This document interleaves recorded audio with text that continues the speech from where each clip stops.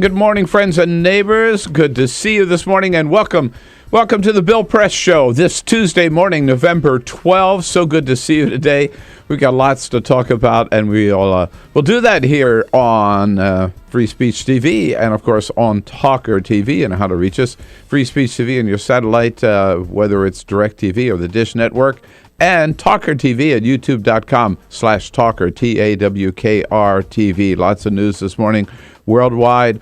Most of the focus on the Philippines, where dozens of nations have now joined the effort to bring relief to that troubled nation. The problem is the lack of access to the areas most hard hit by the typhoon over the weekend have made it very difficult to provide relief. As many as 10,000 are feared dead.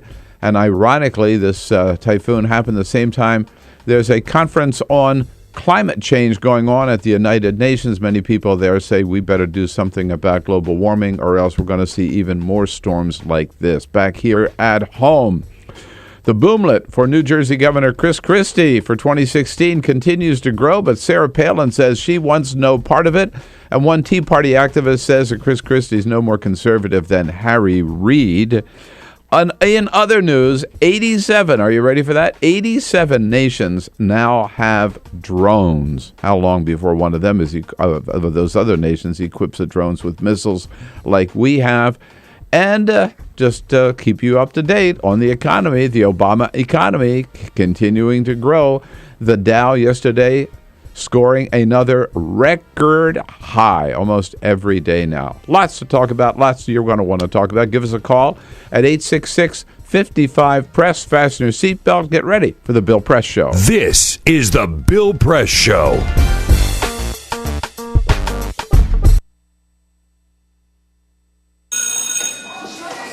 Don't look at me. Your hair's a bit frizzy today. Oh, you should pick that up. Oh, you're such a dork. Loser. Here, let me help you with that. Oops. Every day, kids witness bullying. Oh, look. Your crush is looking at you. Poor you. They want to help, but don't know how. See, no one here's gonna help you, because no one Teach your likes kids you. how to be more than a bystander. Visit stopbullying.gov. If you drive buzzed, it could cost you around $10,000. You'll face major legal fees, major fines, and steep insurance penalties. You could lose everything. Nothing kills a buzz like getting pulled over for buzz driving, because buzz driving is drunk driving. When some people struggle with their mortgage payments, they become frozen, petrified. Not knowing what to do, they do nothing. But the people who take action are far more likely to get the most positive outcome. Making home affordable is a free government program. Call now to talk one-on-one with a housing expert about the options that are right for you. Real help, real answers, right now. Here at the GED Pep Talk Center, we have pep talkers standing by to get you motivated for your GED diploma. Text the name Terry to 69222 for a sympathetic pep talk. You show people what you really are. Or for a gentle pep talk, text the name Deborah. You know you're going to make people very proud of you. And if that's not enough, text the name Danny for an extreme pep talk. Prove everyone wrong. Show them you're the boss. Get your GED pep talk and find free GED classes. Text the name of the person you want a pep talk from to 69222.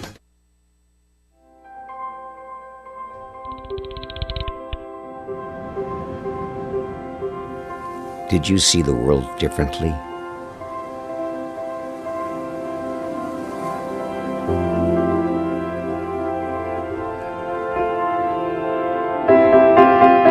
Did you celebrate the victory?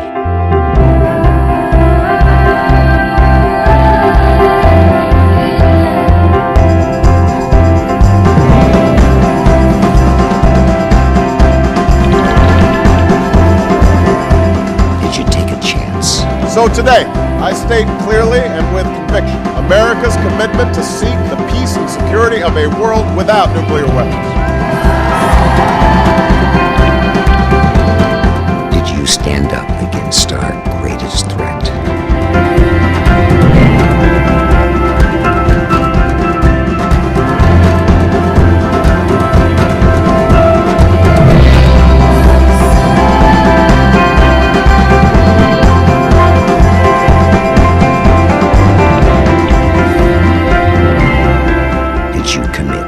Change the world.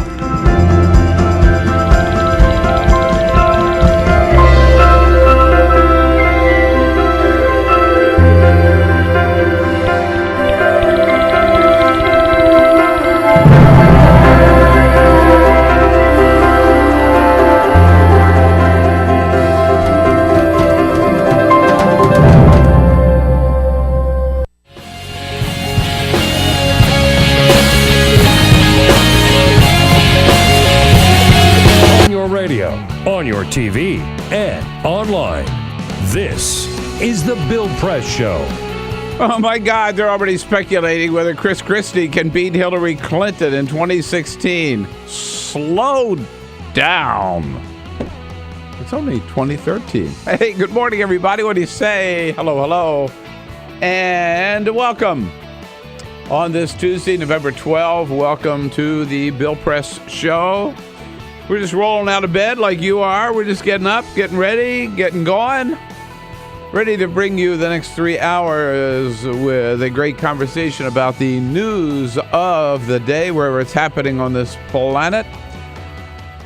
We'll take you to the Philippines, talk about relief efforts there, hampered by the fact that most of the roads have been destroyed and it's hard to get to so many of these areas that were the hardest hit by the typhoon over the weekend.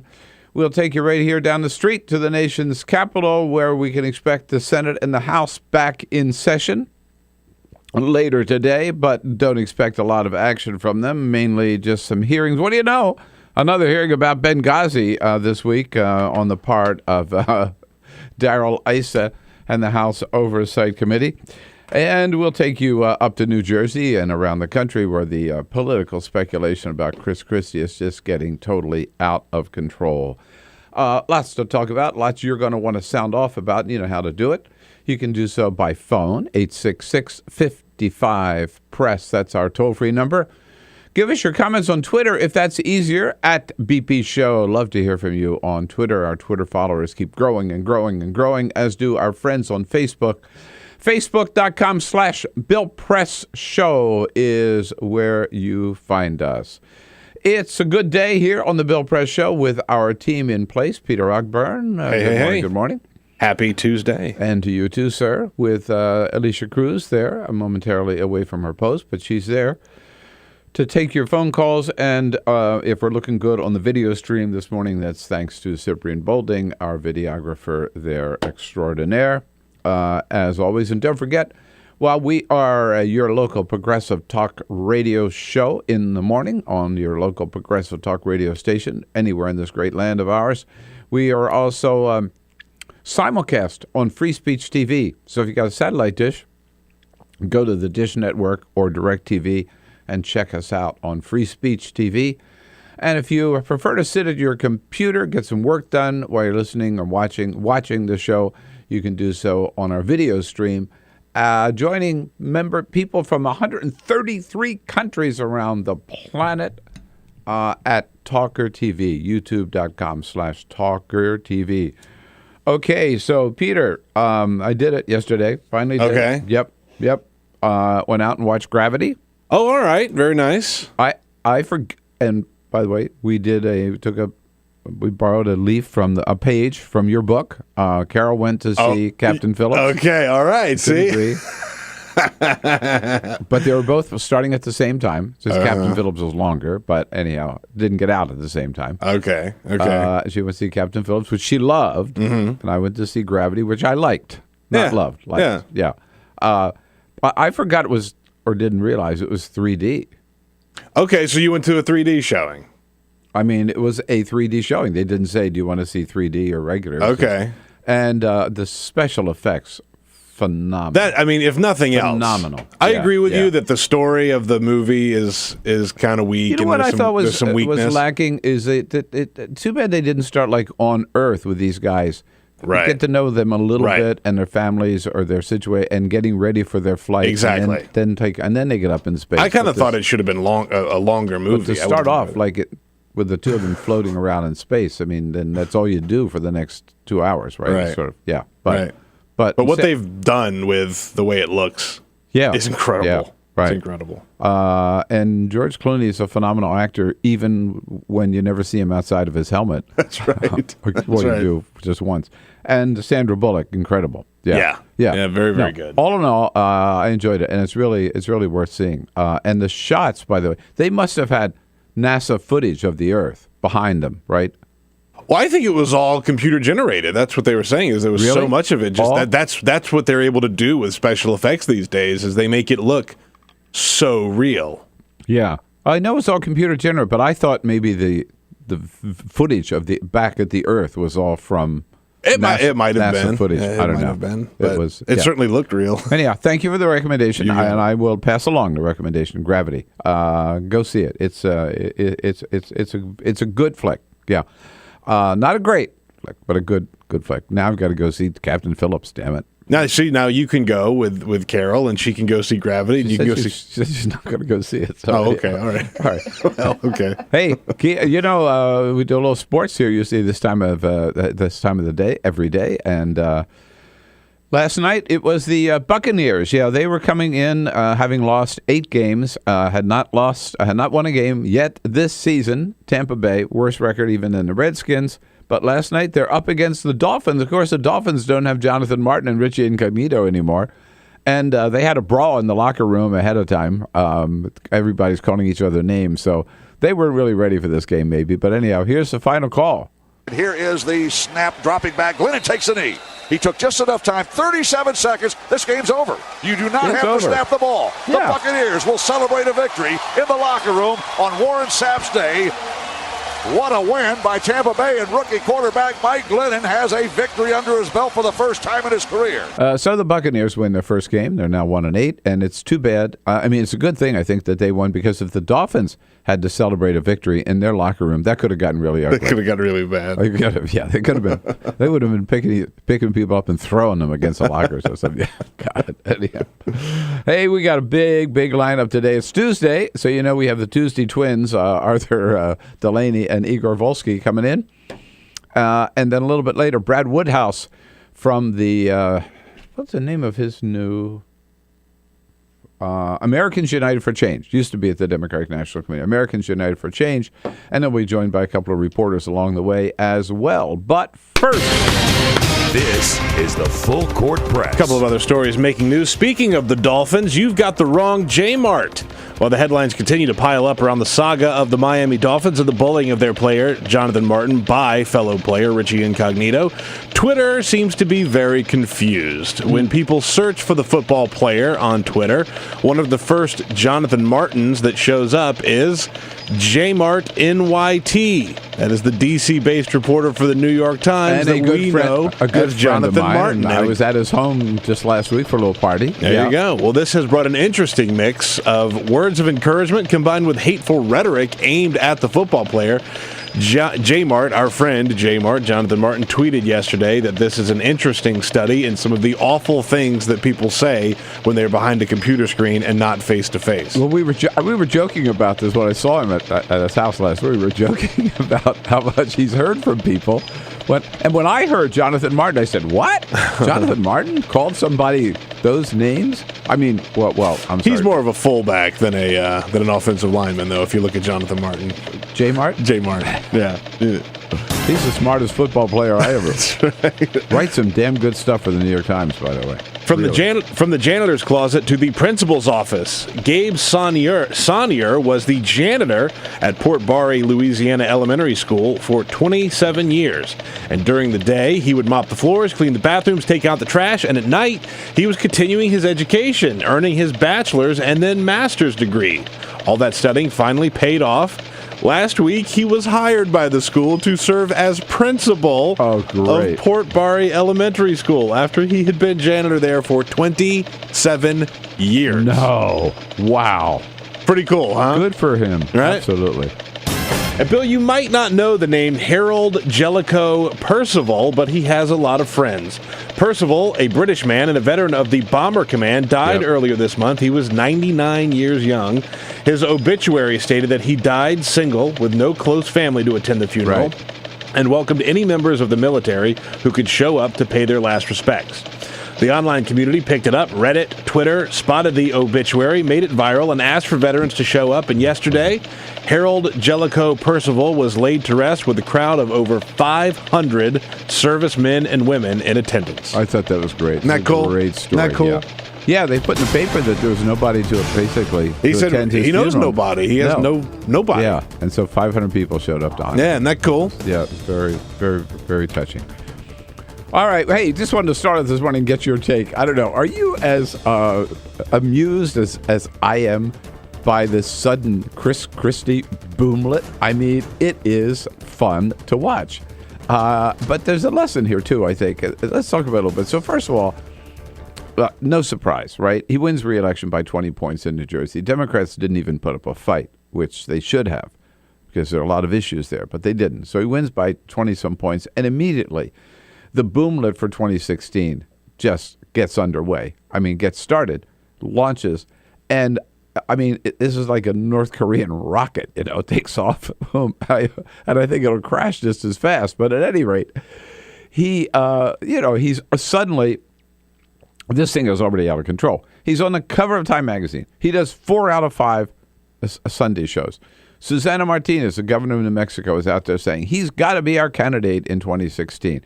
There is a poll out this morning with Chris Christie up against Hillary Clinton for 2016. I mean, enough already. And Christie himself, of course, is helping this by fanning the flames and being real cute about his ambitions for 2016, as he was with George Stephanopoulos on This Week on Sunday when George asked the question, so what's next for you? I'm the governor of New Jersey. That's my job, and that's what I asked for 4 more years, and that's what I intend to do. All 4 years? Listen, who knows? Oh, yeah, who knows, right? Wink, wink, wink, wink. And, of course, all this talk about whether or not he should run for president, does it bother him? You have to have a huge ego, right? Say, oh, please, it's such a burden for you to be speculating about me being the leader of the free world. Stop, I'm so burdened. I mean, that's a pretty huge ego to be complaining about that. It's complimentary, it's flattering, and I have no problem with it. Now, so this, as I say, so the media, of course, has just glommed on to Chris Christie as the latest flavor of the month, if you will, and the big political celebrity of the moment. The same way we did with Michelle Bachmann for a while and Rick Perry for a while. Oh, it gets so tiring. But not everybody is real excited about Chris Christie. Sarah Palin says, she's not getting on that bandwagon. There's one Tea Party leader quoted from Iowa, I think it is, quoted this morning saying that Chris Christie is no more of a conservative than Harry Reid is. And in a conversation with Jeff Zeleny from ABC News, Rick Perry, governor of Texas, says, yeah, we'll see how well he does outside of New Jersey. He was a successful governor in New Jersey. Now, does that transcend to the country? We'll see in later years and months to come. Is that code for he's a moderate? No, it's code for the truth of the matter is, listen, we're all different states. Is a conservative in New Jersey a conservative in the rest of the country? Sounds like you're skeptical that it may not be. I'm just saying that we'll have that discussion at the appropriate time. Now, of course, Rick Perry is proof of the fact that someone who is popular as a governor in his own state doesn't necessarily translate to other states. But I think Chris Christie's got a few more smarts in that department than Rick Perry does. Now, here's the question to you. Should we be concerned about Rick Perry, or should we be jumping on about Chris Christie? Concerned about Chris Christie as Democrats, as progressives, or should we say, here's the kind of Republican we can support? Now, I'd say not so fast. 866-55-PRESS. You tell me. First of all, the real conservatives, the Tea Party conservatives, don't like him because they think he caved in too easily on same-sex marriage. They don't think he's tough enough on abortion. And they certainly don't like the fact that he praised President Obama for President Obama's efforts to deliver hurricane relief after Hurricane Sandy to New Jersey and New York. But I got to tell you, there are a lot of reasons Democrats ought not to be excited, and we progressives ought not to be excited and should be leery about Chris Christie and should be getting the word out right now about who he really is. I mean, he may have a bully personality that some people like, right? Typical Joyzy. But this guy is a real conservative. He is anti-choice. He is anti-union. He is anti-marriage equality. He is anti-teacher. He is anti-public employee. He is anti most of the things that you and I stand for. Yeah, he did a good job with his handout, getting as much relief as he could for the people in New Jersey, which he should have done as governor. But other than that, this guy has a record that Democrats, I don't think, could ever support. You tell me. The Chris Christie boomlet, the Chris Christie train, let's put it this way, is leaving the station. Republican or Democrat, do you want to get on board? 866-55-PRESS. Seen on Free Speech TV and online on TawkrTV. This is the Bill Press Show.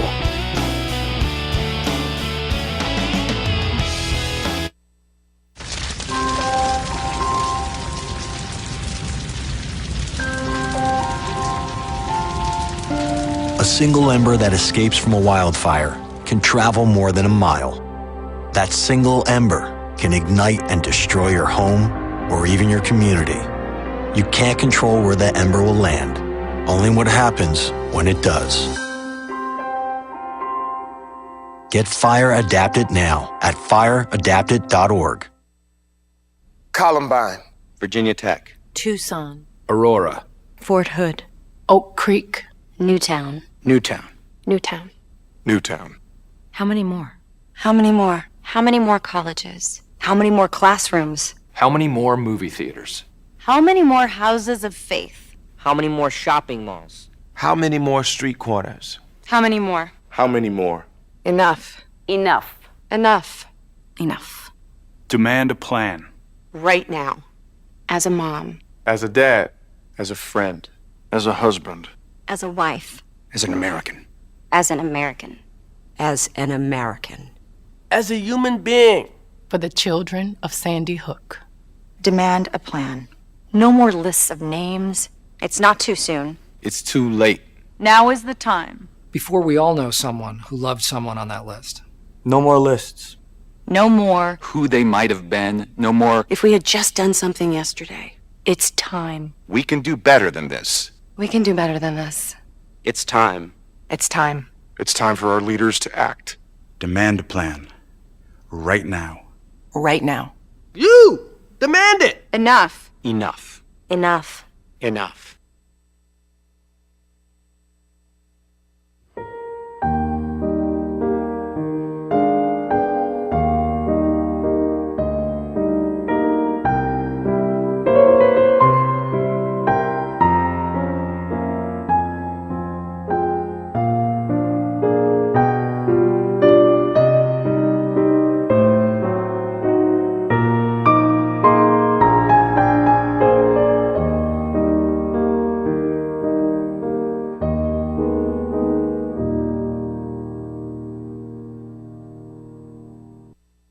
None of us would want to be told we can't marry the person we love. As Americans, we believe in freedom. That's what I fought for as a Marine, and that's what we believe in as Republicans. Freedom means freedom for everyone. I didn't used to understand the importance of same-sex marriage, but after learning my brother was gay, I wanted the same rights for him. He was the best man at my wedding, and I want to be the best man at his. It's only fair that Calvin should have the freedom to marry the person he loves, too. It's time for marriage.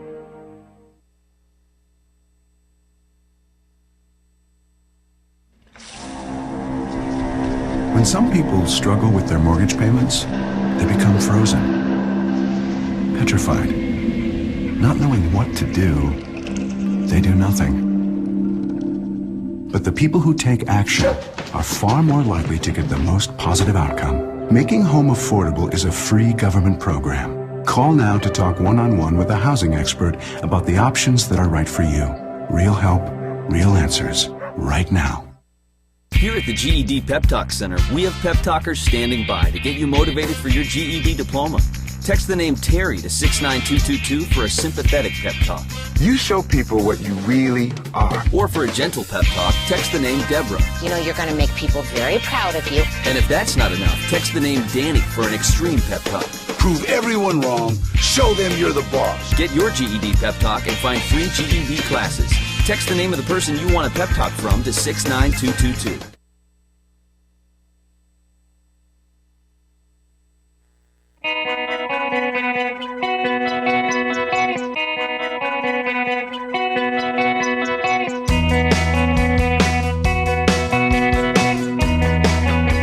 This is the Bill Press Show. All right, 25 minutes after the hour. Arthur Delaney from Huffington Post here for his regular Tuesday visit. In the next half hour, talking the economy and jobs and food stamps and health care and all those other issues. Right now, we're talking about on the political flavor of the month, Chris Christie, and Republicans are just salivating over the fact they finally got somebody they think who could run nationwide and maybe take back the White House in 2016. I think this is all a little premature myself, and that those Democrats who are excited about it are not necessarily haven't really looked the product over. David is calling down in Martin, Tennessee. Hey, David, how are you? Good morning, Mr. President. Good morning, Bill. Thank you. Show. Thank you. I just thought it was ironic that the Republicans are always tooting their horn about the private sector, and yet when Mr. Christie gets in trouble, he runs to the public and says, help me, help me. He takes all this money, and all of a sudden he's so popular, but he's governing as I guess you call him a great Democrat. But it just seems so ironic to me. Well, David, you are expecting consistency from these people. That's your problem, right? I guess that is a problem. No, I mean, but that is classic when it comes to FEMA, with all these Tea Party people, right? They bash the government, they're anti-government all the way through, and then the first time a tornado or a hurricane or, whatever, earthquake, fire comes through, they're the first ones with their hands out for the money. You're absolutely right. They make me sick, though. I'm fed up with them. All right, David. Well, you know what to do. Thank you for the call. Thanks for watching. Terry is out in Holton, Indiana. Hi, Terry. What do you think? Chris Christie, you on board? I think that they need to look at him really closely. There's allegations out there that he's got a mistress. And I read it on it was either Huffington Post, Think Progress. I go on a lot of weblogs. But anyway, aside from that, his record on women's rights is very poor. Yes. He's a slimy person, and can you imagine him facing a foreign dignitary with all of this bluster? I don't think it would sell well. Yeah, the idea that we're that kind of reminds me of this Miami Dolphins flap. He's got a reputation. How did Chris Christie get to be known outside New Jersey? When he attacked a teacher on YouTube, right? And the YouTube went viral. He's got a reputation as a bully. That's what he's known as. And people like that because of like Jersey Shore, right? But how does that translate really around the country? And how does it translate? Terry's got a good point. In ever meeting foreign dignitaries. There are a lot of reasons to take a close look at Chris Christie. This is the Bill Press Show. So this is my computer. This is your computer. Let's go on the internet. Let's go. Click it. Yes. Okay. I cursor in between the R and the E. Pressing down, I want you to just push the period. She's gonna love me all over again. That's it. Jamaica, here you go. Here we go. Good job. Thank you. And I did it by myself. Feel smarter. So, I'm kind of new here, but I've noticed a trend. My human does this funny thing where she goes around and gets all my toys, and then she hides them in that basket by the door. But it's always the same basket, and it's always in the same place. And then she acts so surprised when I find them, but, she's putting them in the same basket. Again. It's like, hello? That's where you put it last time. You were the worst at hide and go seek.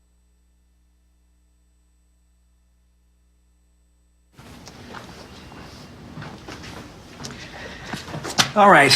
I know this isn't any fun to talk about, but we should. Okay. So who's going to do what? I'll pack the dead batteries. Great. I'll only put what I don't need into a duffel bag. Perfect. That's totally unhelpful. No problem. Meanwhile, I will try to comfort everyone by speaking in a calm voice. And I'll try to get the generator going without any gas. Oh, let's not forget the cell phones, which probably won't work. Right. And who is going to handle supplies? I can forget to do a list for us. Thanks, pal. Well, I think we couldn't be any less prepared. I'm proud of you guys. Talk to your kids about who to call, where to meet, what to pack. Visit ready.gov/kids for tips and information. Hey, thanks for stopping by. I followed your character since the first episode. I'm a big fan. Big fan. Thank you. And listen, your storyline, it makes for incredible TV drama. Thing is, your drug use is very adult content. Too adult for the kids. So I'm gonna have to block you. Oh, man. Yeah. Well, have a good one. You're a nice lady.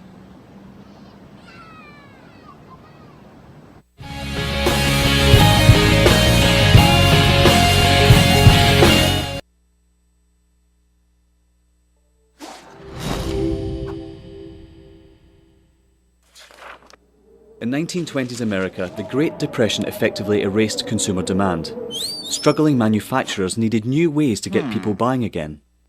Innovative production processes like stamping and use of molds allowed them to use new materials for their designs. Products using vinyl, chrome, aluminium and plywood began appearing.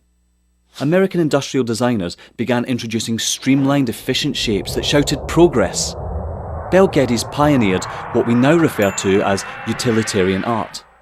Things that had little reason to look sleek now all of a sudden did.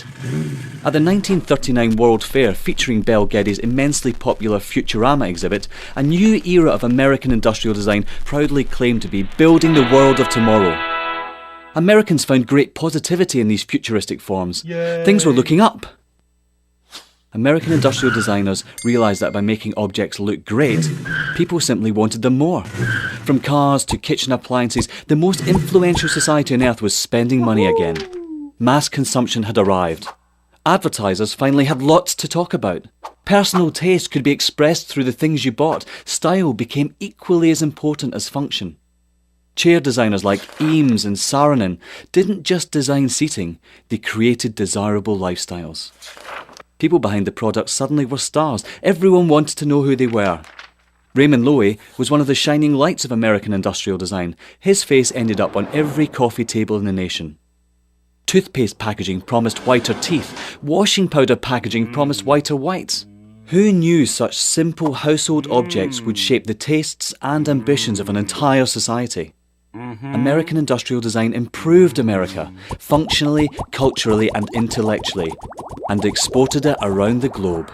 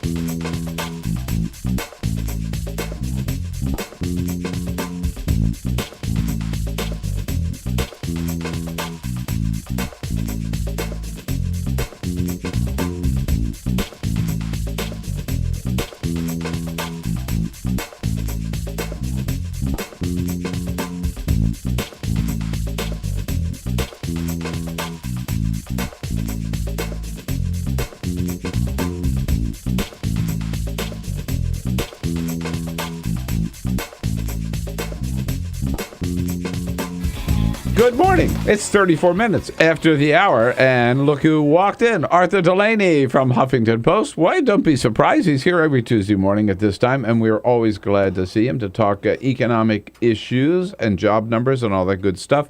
Arthur, how are you? I'm great. How are you, Bill? I'm good. Although I'm a little peeved this morning. Yeah. Why? I'm a little peeved because I heard that there was a big birthday party at the Tune-In the other night, and that some of the Bill Press team was there, but I guess my invitation got lost. I don't know what happened. But I'm glad that Peter Ogburn was there. But for the record, I had just stumbled upon a party. I wasn't invited. It's always a party at the Tune-In, Bill. That's you don't need to be invited. Oh, is that it? Oh, yeah. Oh, okay, good. And Saturday was no exception. You just walk in and then, all right. Oh, you just walk in there and it's like cheers. People say, hey. It's exactly like cheers. I walked in there and I haven't found you there once yet, but it'll happen.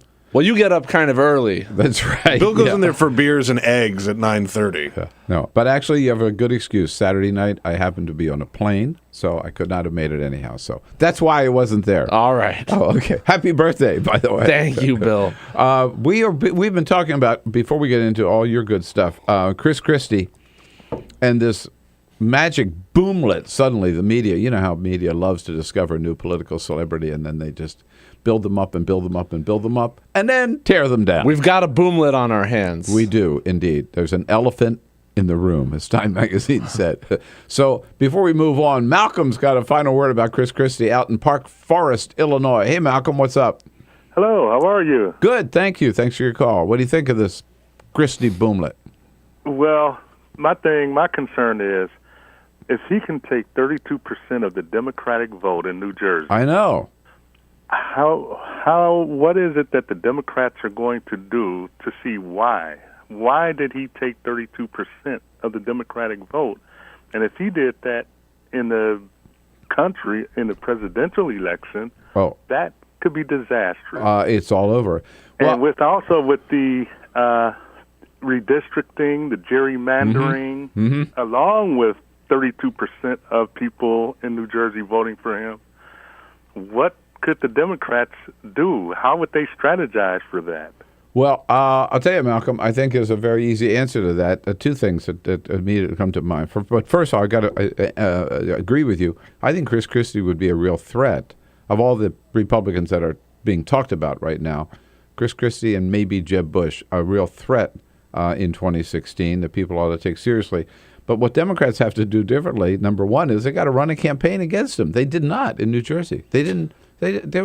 I never saw any sign of a Democratic campaign for Barbara Buono in New Jersey. Not only that, he and Barack Obama were palling around on the boardwalk very recently. I know. I don't think that will happen right after the storm, and then yet again on the 1 year anniversary. So, and then I think secondly, Democrats have to really look at Chris Christie's record and let people know exactly where he stands on the issues that are important to Democrats.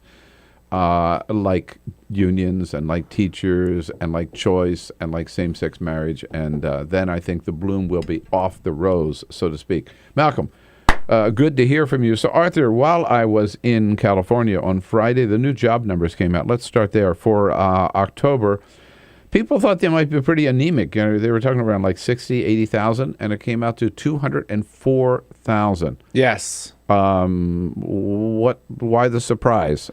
Well, like you said, that's higher than expected. But there's a funny thing happened with these numbers.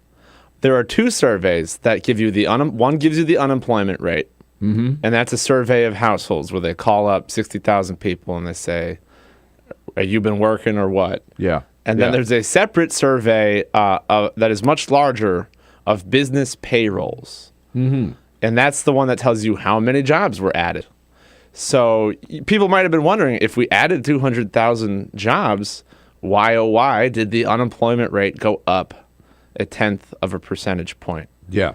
And that's because it did go up from 7.2 to 7.3. It went up in that survey because hundreds of thousands of people were on furlough because of the government shutdown, and they were counted as unemployed. Well, that's interesting because a lot of people said, you see, 204,000 jobs, so the shutdown didn't have any impact at all. Right? And those people are full of it because the survey of business payrolls counted all those people as still employed merely because they did get paid eventually, because it's a survey of payrolls. Yeah. So that survey missed the shutdown, basically. But if it had not, then you would have seen, possibly job losses instead of gains. One thing that I noticed is that the gain in these jobs, and you're right, while businesses put on, I think, like 212,000, government cut 8,000. So that's how we get down to 204,000. But those jobs were in leisure activities, entertainment, basically tourist stuff, right? And entertainment, professional activities. I mean, no manufacturing, very few manufacturing jobs. That's been the trend ever since the Great Recession. Healthcare, I think, is another area that's Healthcare growing. is doing well, but all this other really low-wage stuff like bars and restaurants, drinking establishments, temps, have been dominating the job growth, make up more than half of it ever since the Great Recession. And the jobs we lost when the economy tanked in 2007 were more, higher income, middle income jobs. So we've lost those. We're replacing them with these not as good jobs that don't pay as much. And part of that is normal. You normally expect to see temps, for instance, surge when you're coming out of a recession because, businesses are hesitant to bring back full-time staffers, so they use temps. But part of this could be what, economists worry is a new normal, where we're just going to have bad jobs now, where you can't really support a family, make a living. But 204,000 is a good number. Yes, right. That is a good number. So you don't count the government losses. If you're just looking at that, it's better than expected. Let me give you another good number, which, by the way, I saw this morning on page 24 of the Washington Post, is that yesterday the Dow Industrial hit another new high of 15,783, an all-time high. I mean, the stock market, maybe not the entire economy, but the market is really trucking along, right? The market, that has been an ongoing story. Reflection of what? Some people are doing very well, I guess, while the rest of the country is not. It's partly a reflection of businesses making lots of money and paying their workers like crap. Yeah. And so the shareholders are all very happy. We have an obsession with making shareholders happy in this country. You saw the Twitter initial public offering last month, and everyone is cheering when they ring the bell on Wall Street, and the media cheers for it as well. But since shareholders are not what makes this country great, are not what makes the economy great, really. And that partly is reflected in the fact that we have lots of bad jobs. So these companies are doing very well, hiring fewer people and paying them less. And paying their executives more. And you've got the gap between executive and worker pay is historic right now. On this related to the job numbers and the job issue, you've been writing about unemployment benefits. And at the end of the year, we're going to have to take a break here, but I want to tease that because I want to hear when you come back what people can expect maybe at the holiday season when it comes to unemployment benefits. Yeah, 1 million people can expect to lose their benefits. Oh, thanks for that. Yeah, all right. Tell us more about it when we come back here. Arthur Delaney, on the economy, on jobs, on the Dow, on unemployment benefits, on food stamps, on health care. Here's your man, Arthur Delaney, 866-55-PRESS. Give us a call. On your radio, on TV, and online. This is The Bill Press Show.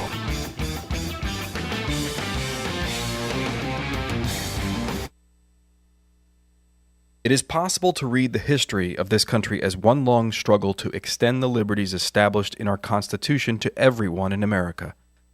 In other words, who, according to our laws and culture, gets to be considered a person?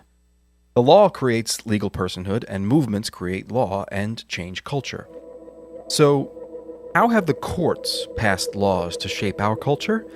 That history goes way back before Citizens United. 1819, Dartmouth College versus Woodward, Supreme Court case, turned a corporate charter from a government-granted charter to a contract.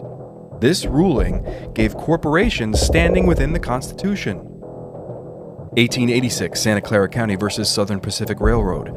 Though the court did not rule on corporate personhood, the decision was subsequently cited as a precedent to hold that a private corporation is entitled to the same 14th Amendment rights of due process and equal protection as human beings. This makes it impossible for us to make laws that treat local businesses any differently than giant multinational corporations, even if their business practices are deemed to be harmful to workers, the environment and communities, or if they have a history of violating the law. Hale versus Henkel, 1906. The court granted corporations the Fourth Amendment search and seizure protection. Dodge versus Ford Motor Company, 1919. The Michigan Supreme Court says the business corporation is organized and carried on primarily for the profit of the stockholders. Stockholder primacy is established. The purpose of the corporation, according to the court, is no longer to serve the public good, as it had been. It is now to maximize profit for shareholders above all else. Pennsylvania Coal Company versus Mahon, 1922.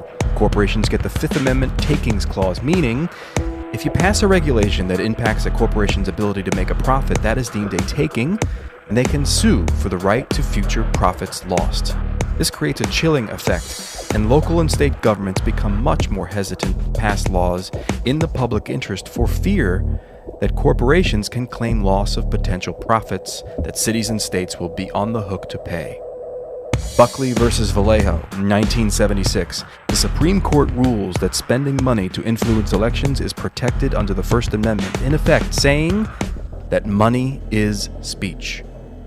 Citizens United versus Federal Election Commission, 2010. Today, the Supreme Court of Chief Justice John Roberts declared that because of the alchemy of its 19th century predecessors in deciding that corporations had all the rights of people, any restrictions on how these corporate beings spend their money on political advertising are unconstitutional. The court's ruling threatens to undermine the integrity of elected institutions across the nation. It's a rejection of the common sense of the American people.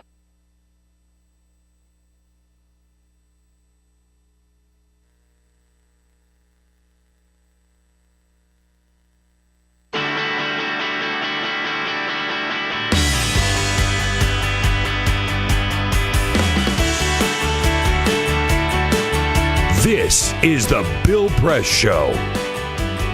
All right, 13 minutes before the top of the hour, Arthur Delaney from Huffington Post in studio with us. His twin brother, Igor Volsky, joins us in the next hour here. That's our Tuesday combo here, Arthur and Igor. 2 for Tuesday.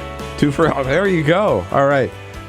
And we're talking all things economy related. Your calls again welcome at 866-55-PRESS. Looking at the front page of Huffington Post this morning, which everybody should do as soon as they wake up, right? HuffingtonPost.com. Yeah, before you eat, anything. Before you drink, yeah. This is it. And the headline, your headline, food stamp cut wipes out some Americans' Social Security increases. More bad news about food stamps? Because it's COLA season, the government has announced there will be a 1.5% increase cost of living adjustment for people on Social Security. So they get 1.5% more. Is that? Yeah, the average benefit's $1,200 a month. That means you're going to get like $17, $19 more per month. But food stamps for some people have just been cut by more than that. And we've talked about this food stamp cut, $5 billion this year. Which has already happened. It's done. It's in. Your benefits for this month are reduced. And for some people who are receiving both Social Security and food stamps, that's about almost 8 million people, the food stamp cut is more than the increase you're getting in Social Security. And the food stamp, that increase is just designed to protect you from inflation. So this is sort of like a little shell game, right? They give you a little bit more over here, and they're taking away a lot more over here. But the little bit more they give you, person, yes, is not supposed to be more. It just represents protecting you from the rising prices.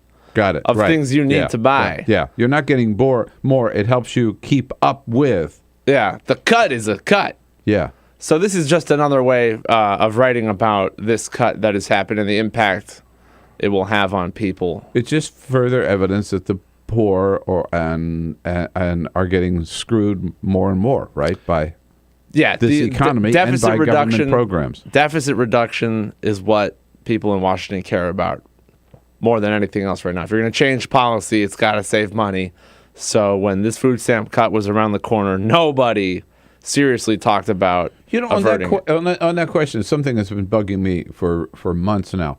Why are we still talking about deficit reduction when, in fact, the deficit is going down? I mean, I forget the numbers right now, but I mean, the deficit is shrinking. The deficit had been above $1 trillion.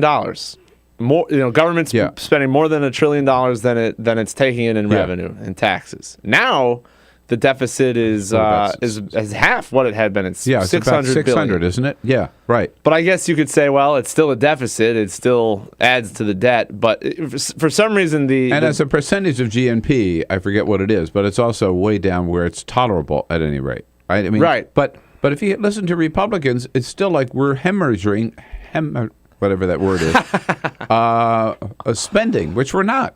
I mean, not compared to what we had.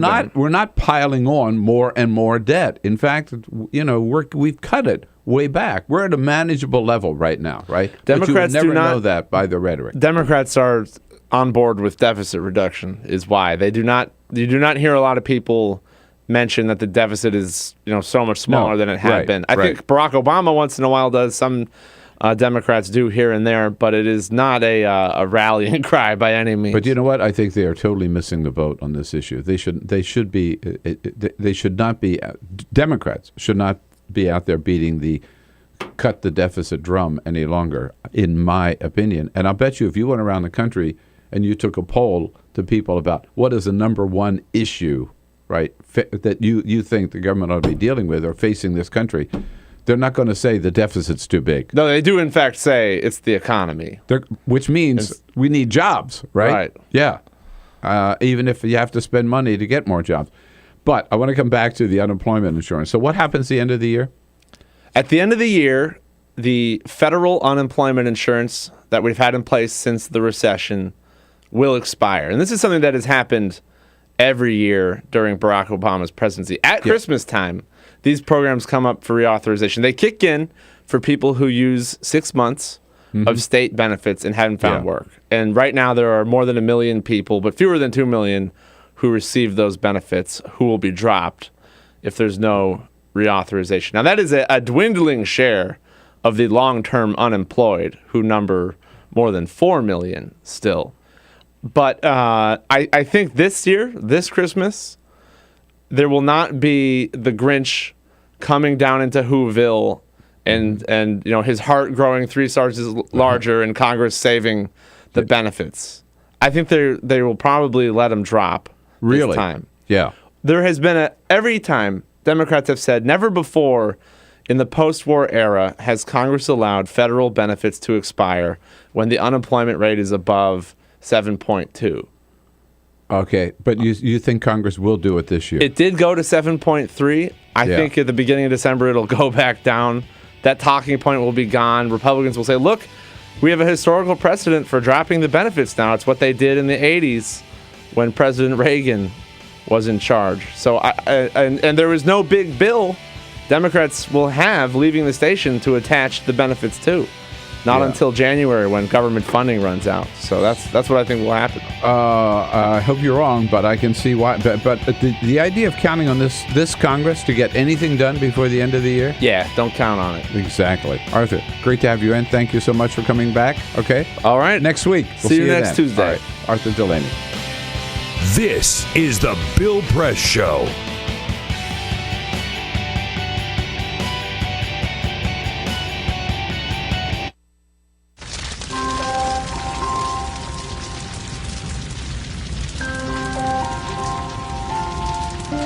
A single ember that escapes from a wildfire can travel more than a mile. That single ember can ignite and destroy your home or even your community. You can't control where that ember will land, only what happens when it does. Get Fire Adapted now at fireadapted.org. Columbine, Virginia Tech, Tucson, Aurora, Fort Hood, Oak Creek, Newtown. Newtown, Newtown. Newtown. How many more? How many more? How many more colleges? How many more classrooms? How many more movie theaters? How many more houses of faith? How many more shopping malls? How many more street corners? How many more? How many more? Enough. Enough. Enough. Enough. Demand a plan. Right now. As a mom. As a dad. As a friend. As a husband. As a wife. As an American. As an American. As an American. As a human being. For the children of Sandy Hook. Demand a plan. No more lists of names. It's not too soon. It's too late. Now is the time. Before we all know someone who loved someone on that list. No more lists. No more. Who they might have been. No more. If we had just done something yesterday. It's time. We can do better than this. We can do better than this. It's time. It's time. It's time for our leaders to act. Demand a plan. Right now. Right now. You! Demand it! Enough. Enough. Enough. Enough.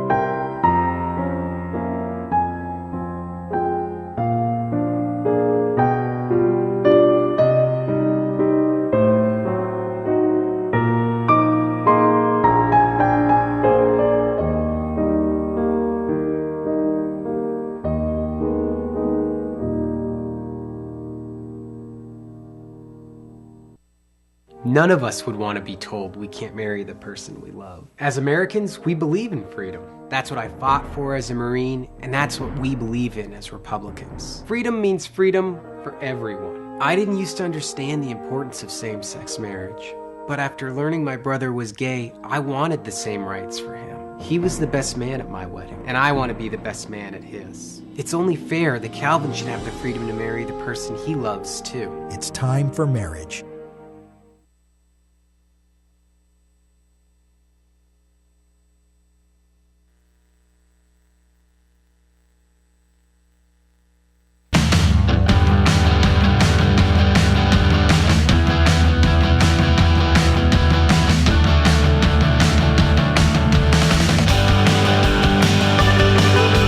Radio, on TV, and online. This is The Bill Press Show.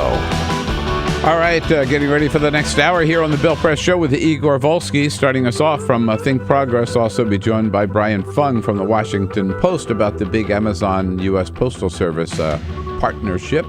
Peter Ogburn, what's going on? Bill, have you checked the calendar today? I have. It's Tuesday, November 12th. 11, 12, 13 is today's date. 11, 12, 13. It only happens every so often, once a year usually. You know, last year we had October 11th, 2012. Yeah. Next year we'll have December 13th, 2014. But then after that, kind of done. Yeah, oh, you know, really? for another 100 years. Because there is no 13, 14, 15. 11, 12, 13. 11, 12, 13.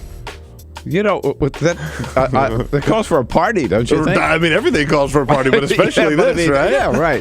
I mean, you're always looking for some excuse. This is a good one. There you go. All right. Hey, party like, never before. This is the Bill Press Show.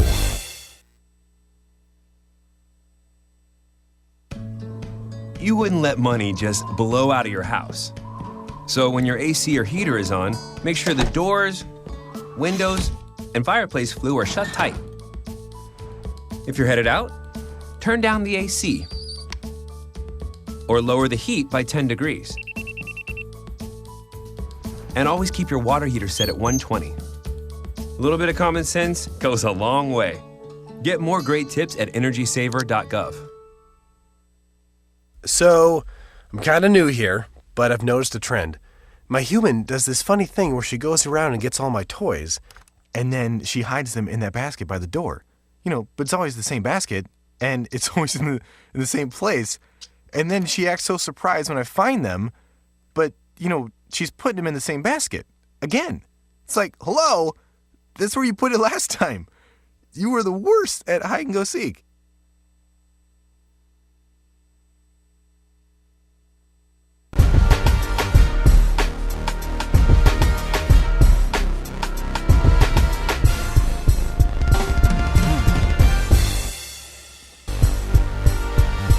Good morning, friends and neighbors. Good to see you this morning, and welcome to the Bill Press Show this Tuesday morning, November 12th. So good to see you today. We've got lots to talk about, and we'll do that here on Free Speech TV and, of course, on TawkrTV and how to reach us. Free Speech TV and your satellite, whether it's DirecTV or the Dish Network, and TawkrTV at youtube.com/Tawker, TAWKR-TV. Lots of news this morning.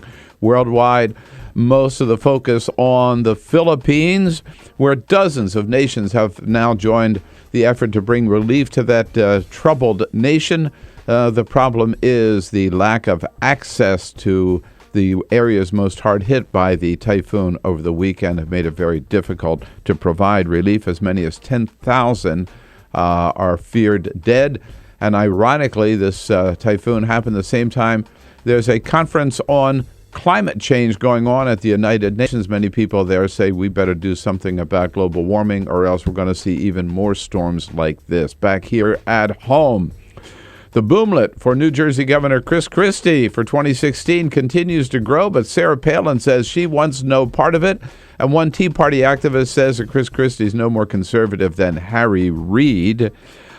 In other news, 87, are you ready for that? 87 nations now have drones. How long before one of them of those other nations equips the drones with missiles like we have? And just keep you up to date on the economy, the Obama economy continuing to grow.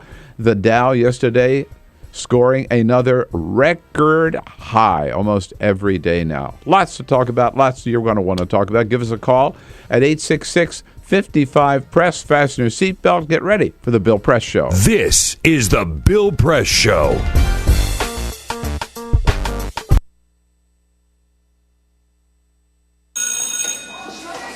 Don't look at me. Your hair's a bit frizzy today. Oh, you should pick that up. Oh, you're such a dork. Loser. Here, let me help you with that. Oops. Every day, kids witness bullying. Oh, look. Your crush is looking at you. Poor you. They want to help, but don't know how. See, no one here's gonna help you, because no one Teach your likes kids how to be more than a bystander. Visit stopbullying.gov. If you drive buzzed, it could cost you around $10,000. You'll face major legal fees, major fines, and steep insurance penalties. You could lose everything. Nothing kills a buzz like getting pulled over for buzz driving, because buzz driving is drunk driving. When some people struggle with their mortgage payments, they become frozen, petrified. Not knowing what to do, they do nothing. But the people who take action are far more likely to get the most positive outcome. Making home affordable is a free government program. Call now to talk one-on-one with a housing expert about the options that are right for you. Real help, real answers, right now. Here at the GED Pep Talk Center, we have pep talkers standing by to get you motivated for your GED diploma. Text the name Terry to 69222 for a sympathetic pep talk. You show people what you really are. Or for a gentle pep talk, text the name Deborah. You know you're going to make people very proud of you. And if that's not enough, text the name Danny for an extreme pep talk. Prove everyone wrong. Show them you're the boss. Get your GED pep talk and find free GED classes. Text the name of the person you want a pep talk from to 69222.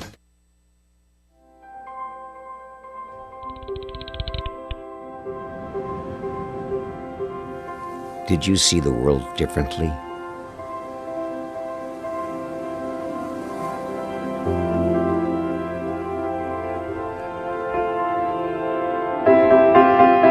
Did you celebrate the victory?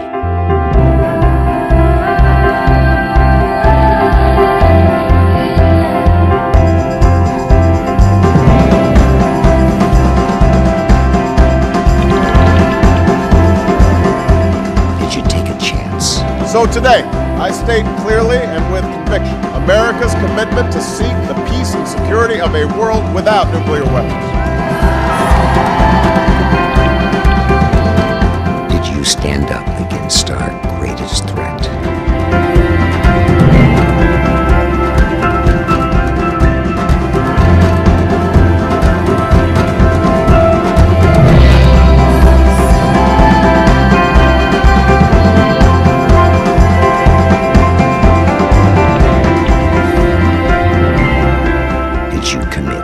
Change the world.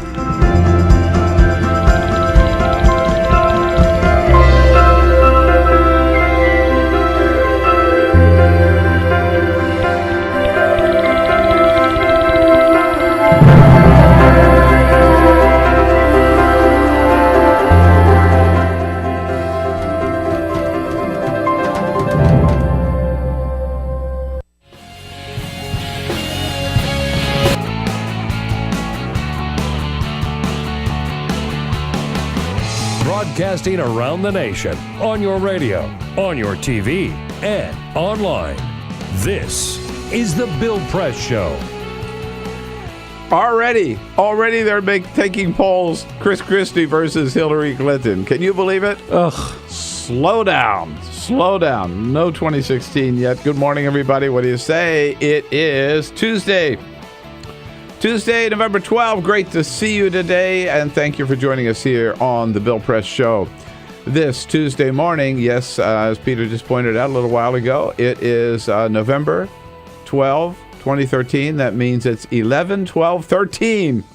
Party! Yeah, good excuse for a party this morning. That's what we're having as we talk about the news of the day here in our nation's capital. And taking your calls at 866-55-PRESS, taking your comments on Twitter at BP Show and on Facebook at facebook.com/Bill Press Show. 2 for Tuesday, we call it around here. Yeah, it's the Tuesday Twins. Arthur Delaney just having left the studio. Igor Volsky, twin brother, steps in. Good he actually morning, Igor. high-fived me in. Is that right? In the elevator. Tag. Thank you. Yeah, he tagged me in. All right. That's right. Make a good team.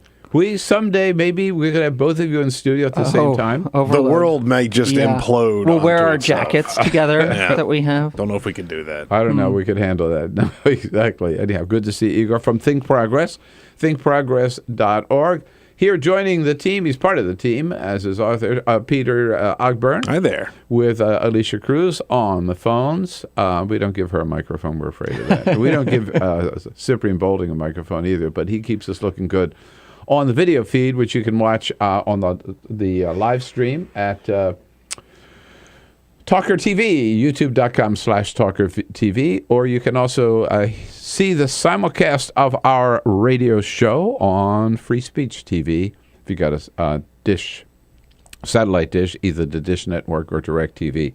Up on my screen right now is The Hill newspaper this morning, where my column is playing Bill Press, CBS playing politics with Benghazi, which they were, and they got caught. So rude, Bill. I'd expect you to have Think Progress right as I walk in, ready for me here. But I meant busted. Busted. Right. I meant to do that, but then I wanted to check my column first to make sure. Make sure it's up. To make sure it was right. Between the two of you. Oh my Because I God! submitted it. All right. You never know. That's right. Exactly. Anybody else ever think they need to self-promote while we're?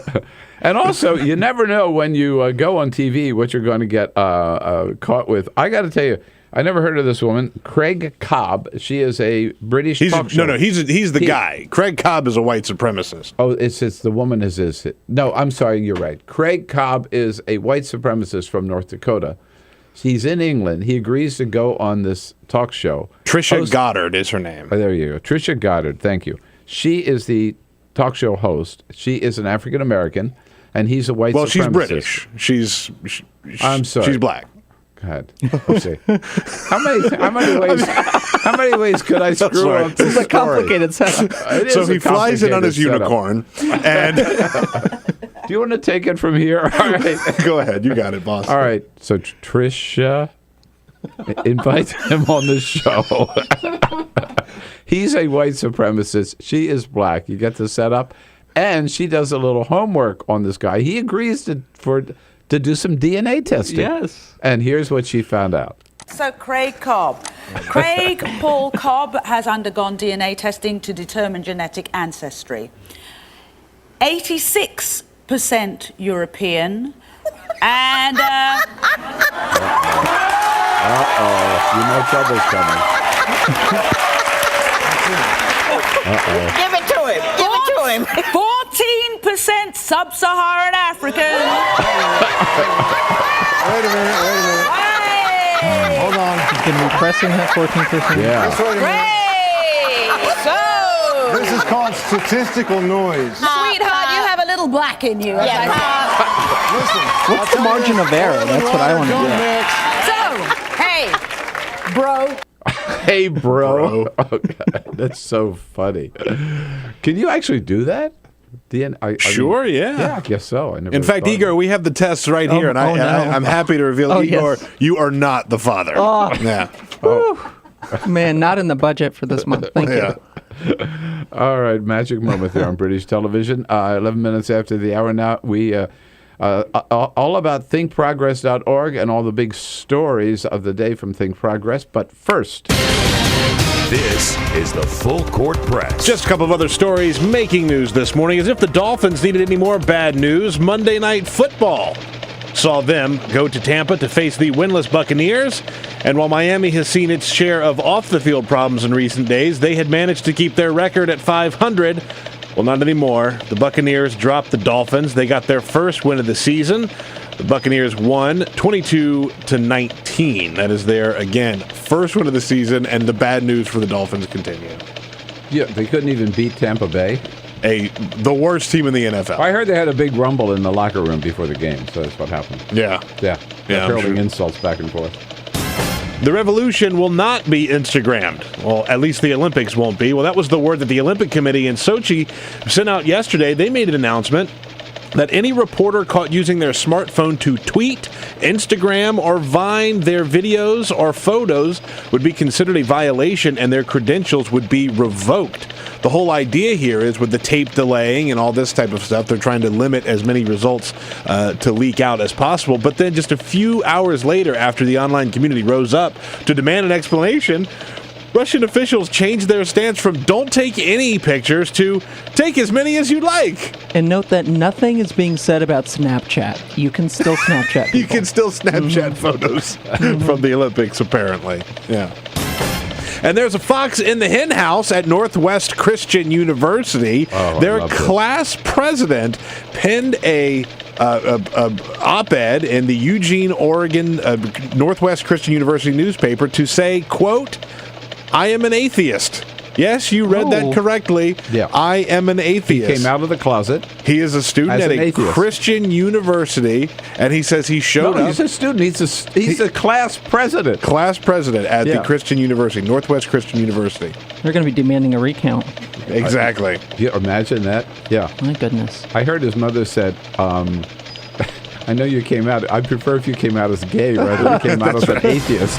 Progress. There we go. Right. Or something. I don't know. Oh, my. That must have been a nuclear bomb dropped on the campus when that came out. Yeah. How'd he get into that Christian college? Maybe they turned him atheist. Oh, he might have been a Christian when he started. That's right. Very good point. You every time. Where do we start? Igor, a lot of stuff up. I have your website Thank you. Right now. Finally. One of the things that I don't see here at the top, though, I do want to ask you about is we talked a little bit last week about the Affordable Care Act. Yes. Now the focus is on enrollment, and the numbers don't look all that high. Why not? Well, depends how you look at it. All right. So yesterday, the Wall Street Journal had an article estimating that about 50,000 enrollments in the federal operated exchanges. So in the exchanges in those 36 states, 50,000 people enrolled in the month of October. Right. The estimate, of course, going into... so for 36 states... For 36 states, 50,000... Not a lot. Right. Not a lot when you consider that they projected about 500,000 by this point. Yeah, okay. But I'll tell you this. It's not a lot. It should be better, and it should be higher for it to get to 7 million by the end of March. But given all the technical problems and technical issues, and really the lack of outreach to get people to sign up, because you'll remember the White House had a whole campaign ready to go on October 1st, targeting those young and healthy people in those key states, and they never deployed it because the website wasn't working. It got lost because of the website failures, right? So given all of that, and given the very serious technical issues the website is still experiencing, 50,000 doesn't seem horrendous. It doesn't seem horrendous when you pit it up against Massachusetts, and they had about 123 in their first month of enrollment. So there's clearly a lot of room for improvement, and this has to get better if reform is to work. But a lot of people were expecting a much smaller number because people simply couldn't get through the website. How about the federal exchange?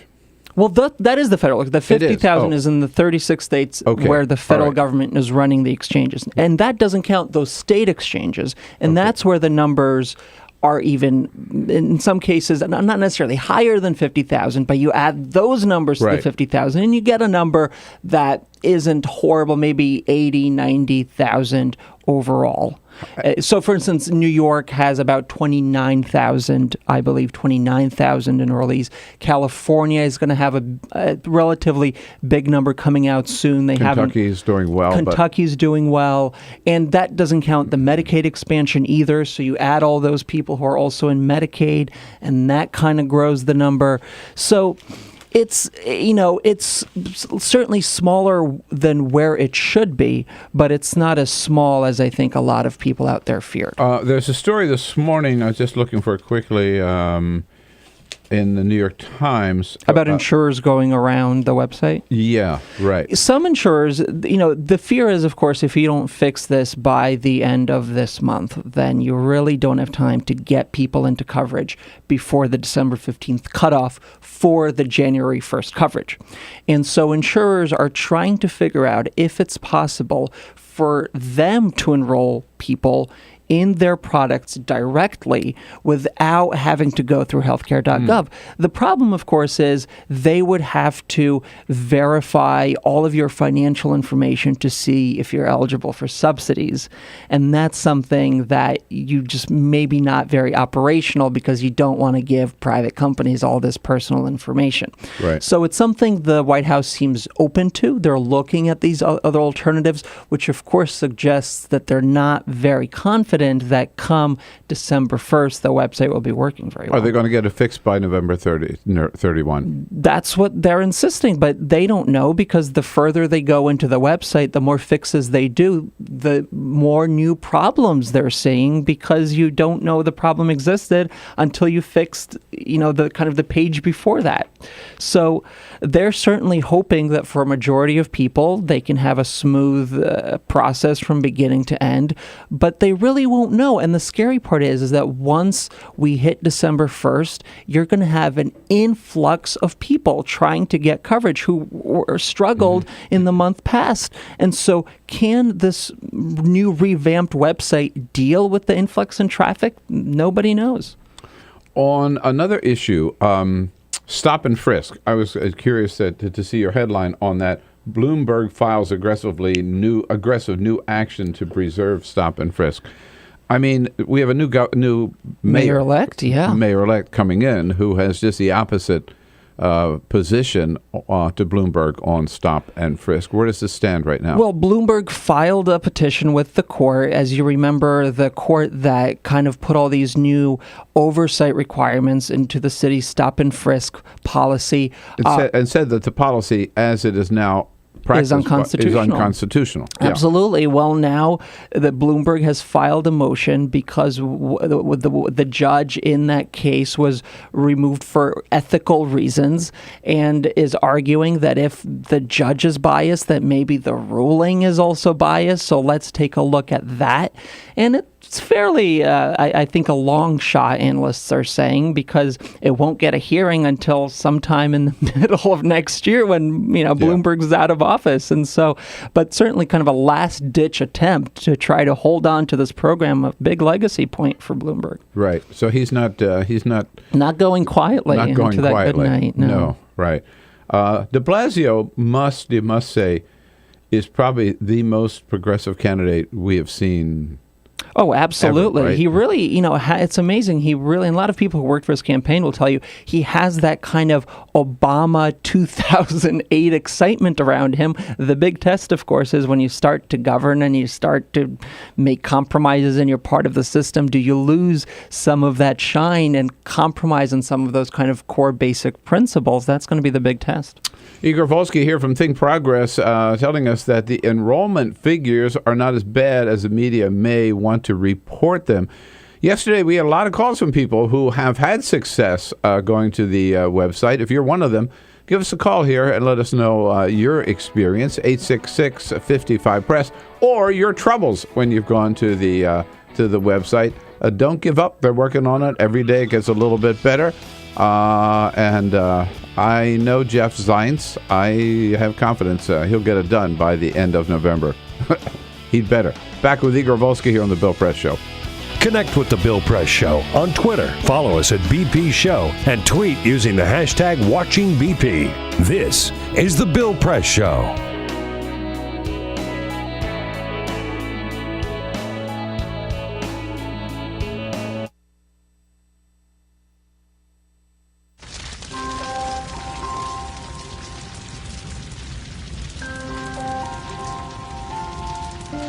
A single ember that escapes from a wildfire can travel more than a mile. That single ember can ignite and destroy your home or even your community. You can't control where that ember will land, only what happens when it does. Get Fire Adapted now at fireadapted.org. Columbine, Virginia Tech, Tucson, Aurora, Fort Hood, Oak Creek, Newtown. Newtown, Newtown. Newtown. How many more? How many more? How many more colleges? How many more classrooms? How many more movie theaters? How many more houses of faith? How many more shopping malls? How many more street corners? How many more? How many more? Enough. Enough. Enough. Enough. Demand a plan. Right now. As a mom. As a dad. As a friend. As a husband. As a wife. As an American. As an American. As an American. As a human being. For the children of Sandy Hook. Demand a plan. No more lists of names. It's not too soon. It's too late. Now is the time. Before we all know someone who loved someone on that list. No more lists. No more. Who they might have been. No more. If we had just done something yesterday. It's time. We can do better than this. We can do better than this. It's time. It's time. It's time for our leaders to act. Demand a plan. Right now. Right now. You! Demand it! Enough. Enough. Enough. Enough.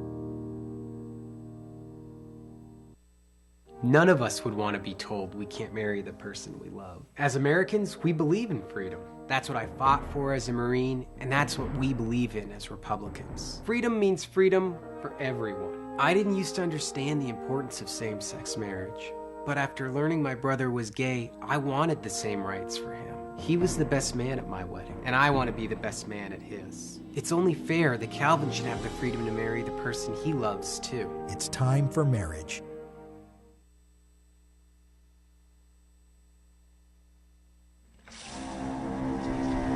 When some people struggle with their mortgage payments, they become frozen, petrified. Not knowing what to do, they do nothing. But the people who take action are far more likely to get the most positive outcome. Making home affordable is a free government program. Call now to talk one-on-one with a housing expert about the options that are right for you. Real help, real answers, right now. Here at the GED Pep Talk Center, we have pep talkers standing by to get you motivated for your GED diploma.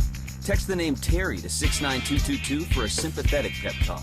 You show people what you really are. Or for a gentle pep talk, text the name Deborah. You know you're going to make people very proud of you. And if that's not enough, text the name Danny for an extreme pep talk. Prove everyone wrong. Show them you're the boss. Get your GED pep talk and find free GED classes.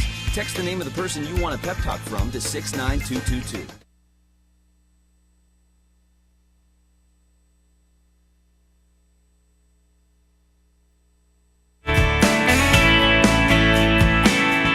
This is the Bill Press Show. 25 minutes after the hour now here on the Bill Press Show this Tuesday morning, November 12, with Igor Volsky from Think Progress, thinkprogress.org. Make it your homepage, make it your go-to page for all the news here from Washington, D.C., either at the White House or in the Congress or around the globe. Yes. Covered. I mean, your got lead it all. story is about the typhoon. And, oh, my God. Yeah. The video from there, unbelievable. And we've been talking, Igor, healthcare and enrollment. Michael out in Boulder, Colorado joins us. Hey, Michael, what's up? Good morning. Well, good morning, gentlemen. I just want to say that 100 years from today, I'll be 163 years old. So today only happens every 100 years. That's the significance of 11, 12, 13, right, Michael? That's exactly right. You got it. So I just want to really quickly here, just to mention and get your take from you. Go ahead. Afterwards, that there's so many things over history in our country. Like, for instance, Social Security. Two little analogies. They may not be perfect, but the Social Security and the Ford Mustang took quite a while, months and years, to fine-tune, make them so that they were the product, the program that they became over the course of time. In other words, standards. And I wonder what's happened to us as a country and a people. I think I know, but to hear from you guys what your take is, that we have gotten to the point where we can't say it takes time and we have to be patient. Michael, just going to jump in this interest of time. I appreciate hearing from you very much, and we got your point. And I think he makes a valid point. A valid point. A lot of people have always said the healthcare law is your starter house. You're going to have to move in first, and then you're going to have to make all kinds of improvements to make sure it functions correctly. But you got to move in.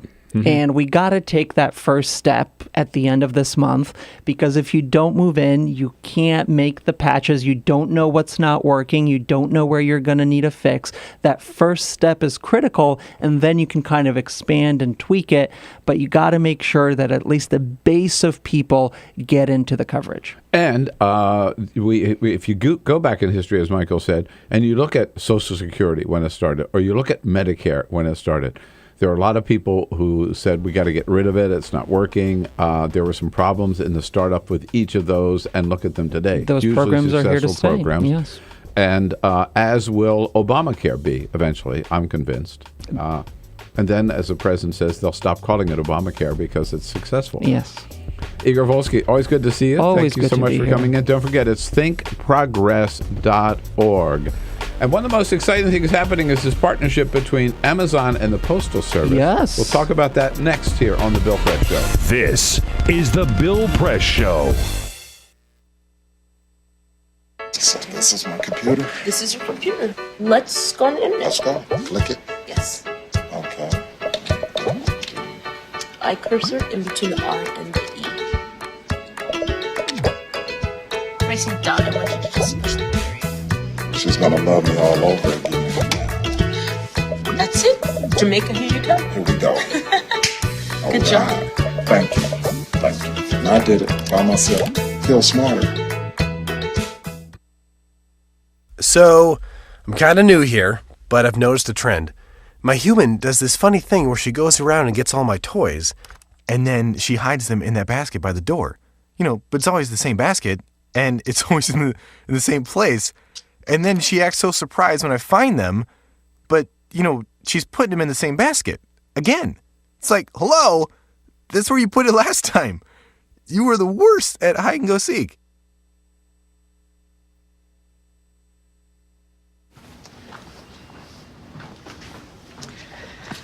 All right. I know this isn't any fun to talk about, but we should. Okay. So who's going to do what? I'll pack the dead batteries. Great. I'll only put what I don't need into a duffel bag. Perfect. That's totally unhelpful. No problem. Meanwhile, I will try to comfort everyone by speaking in a calm voice. And I'll try to get the generator going without any gas. Oh, let's not forget the cell phones, which probably won't work. Right. And who is going to handle supplies? I can forget to do a list for us. Thanks, pal. Well, I think we couldn't be any less prepared. I'm proud of you guys. Talk to your kids about who to call, where to meet, what to pack. Visit ready.gov/kids for tips and information.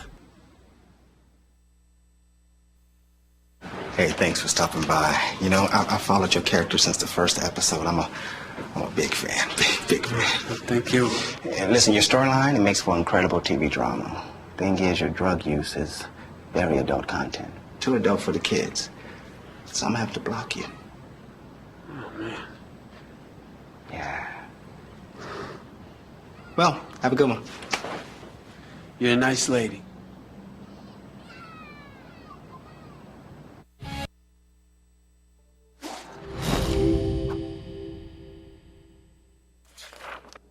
In 1920s America, the Great Depression effectively erased consumer demand. Struggling manufacturers needed new ways to get people buying again.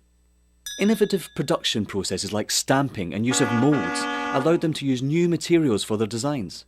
Products using vinyl, chrome, aluminium and plywood began appearing. American industrial designers began introducing streamlined, efficient shapes that shouted progress. Bel Geddes pioneered what we now refer to as utilitarian art. Things that had little reason to look sleek, now all of a sudden did. At the 1939 World Fair, featuring Bel Geddes' immensely popular Futurama exhibit, a new era of American industrial design proudly claimed to be building the world of tomorrow. Americans found great positivity in these futuristic forms. Yay. Things were looking up. American industrial designers realised that by making objects look great, people simply wanted them more. From cars to kitchen appliances, the most influential society on earth was spending money again. Mass consumption had arrived. Advertisers finally had lots to talk about. Personal taste could be expressed through the things you bought. Style became equally as important as function. Chair designers like Eames and Saarinen didn't just design seating, they created desirable lifestyles. People behind the products suddenly were stars. Everyone wanted to know who they were. Raymond Loewy was one of the shining lights of American industrial design. His face ended up on every coffee table in the nation. Toothpaste packaging promised whiter teeth. Washing powder packaging promised whiter whites. Who knew such simple household objects would shape the tastes and ambitions of an entire society? American industrial design improved America, functionally, culturally and intellectually, and exported it around the globe. You know, the good men and women of AFSCME, the largest public employee and healthcare workers union in the entire country, doing great work around the country under President Lee Saunders. And for more information about what they're up to, check out their website. They're making America happen at afscme.org, AFSCME.org. Big news on the business front. A historic public-private partnership announced a couple of days ago between Amazon and the U.S. Postal Service to provide Sunday delivery of packages this holiday season. Brian Fung is a tech policy blogger for the Washington Post, joining us on our newsline this morning. Hey, Brian, good to have you with us. Thanks for having me. So let's just do the good journalistic what, when, where, and why here. First of all, why would this be in the interest of both Amazon and the Postal Service? Well, Amazon, for one thing, has been very interested in developing its shipping abilities. You know, it's been trying to develop a same-day shipping, even going so far as to put lockers in various cities around the country that would allow it to put parcels there for people to pick up. So it makes a lot of sense for Amazon. For the USPS, the Postal Service has been very, struggling financially for a very long time. So this would theoretically provide a injection of cash that the service could use to. Do we have any idea how much cash the Postal Service could make? I guess it depends on how many packages, right? Obviously, but what's the projection? Do we know? Well, the terms of the deal haven't been announced, but the Postal Service has already lost about $3.9 billion this year and is set to lose about $3 billion more, at least according to some estimates. Right. But do we know how much cash infusion they might get out of this deal with Amazon? Is there a projection for that? At this point, it looks like both the Postal Service and Amazon are keeping mum about that. Mm-hmm. Is there a competitive edge? Or let me put it this way.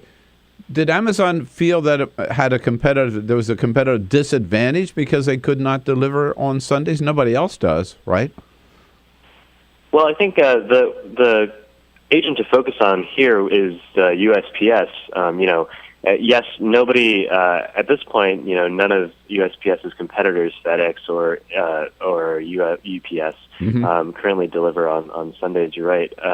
So, for USPS to take on this business actually gives it a very disruptive edge.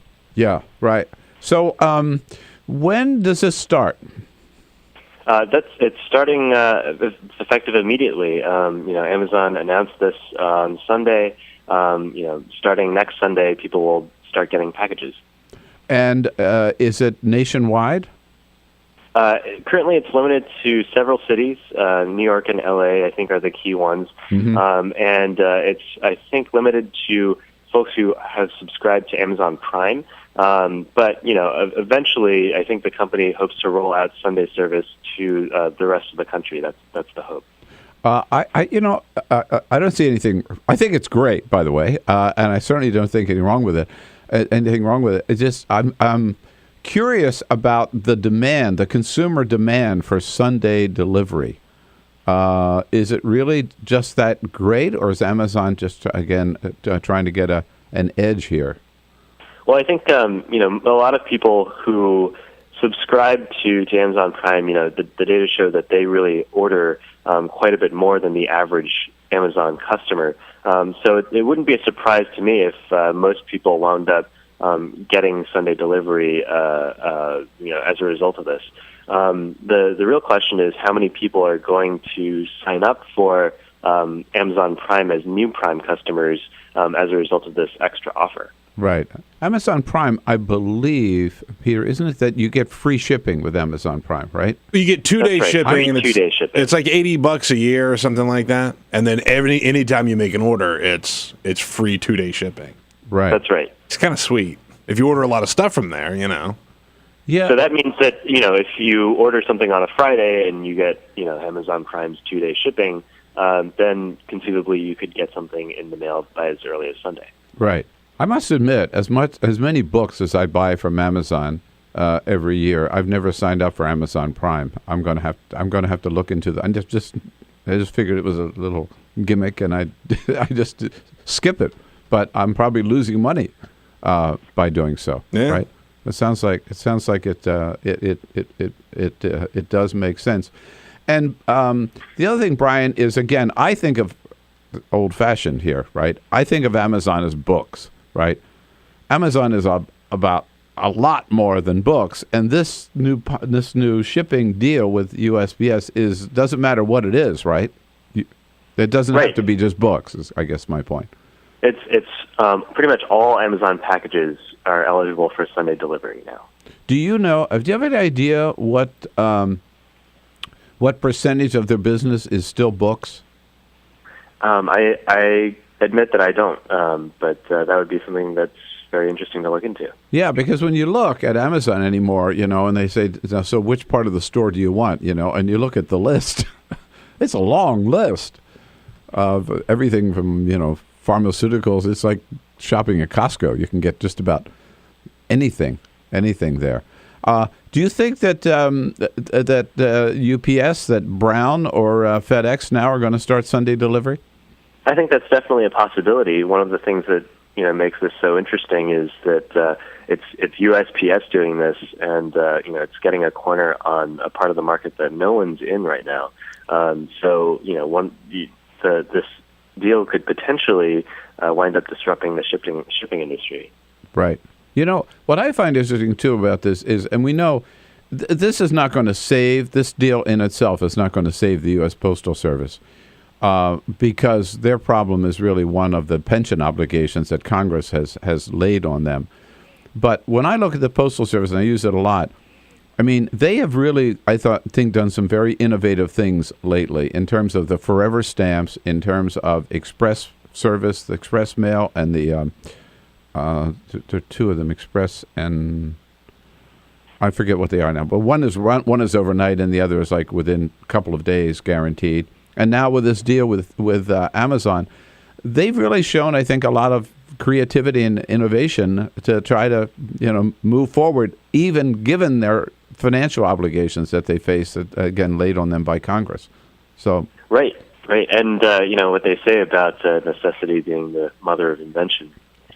Good point. I mean, I'm curious to know what other doors this could open up, and what other businesses might see this as something worth partnering with. Because one of the things that we heard yesterday, but I can't remember if you or a guest we had on that was saying, when they get all these catalogs in the mail. Oh, yeah. I think it was Peter Finn when we had him in, was saying, his wife was saying to the mailman, I'm so sorry you have to deliver these catalogs. He was saying, no, this is good for us. This keeps us in business.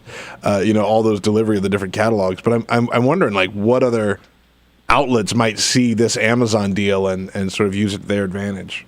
Right. I mean, looking at just the number of publicly run businesses that are in the United States,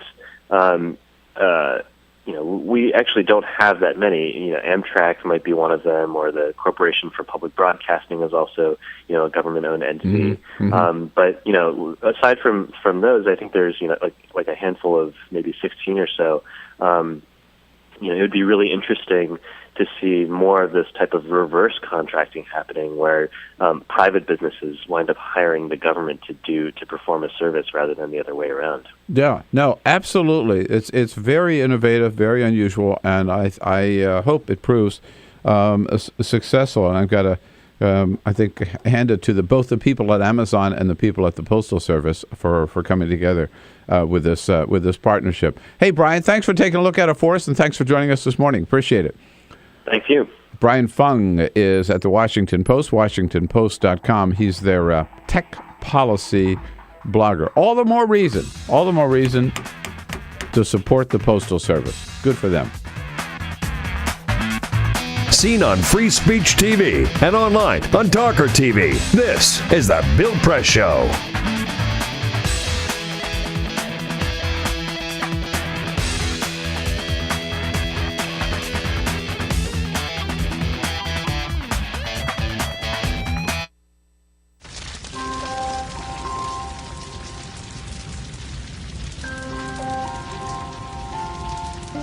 A single ember that escapes from a wildfire can travel more than a mile. That single ember can ignite and destroy your home or even your community. You can't control where that ember will land, only what happens when it does. Get Fire Adapted now at fireadapted.org.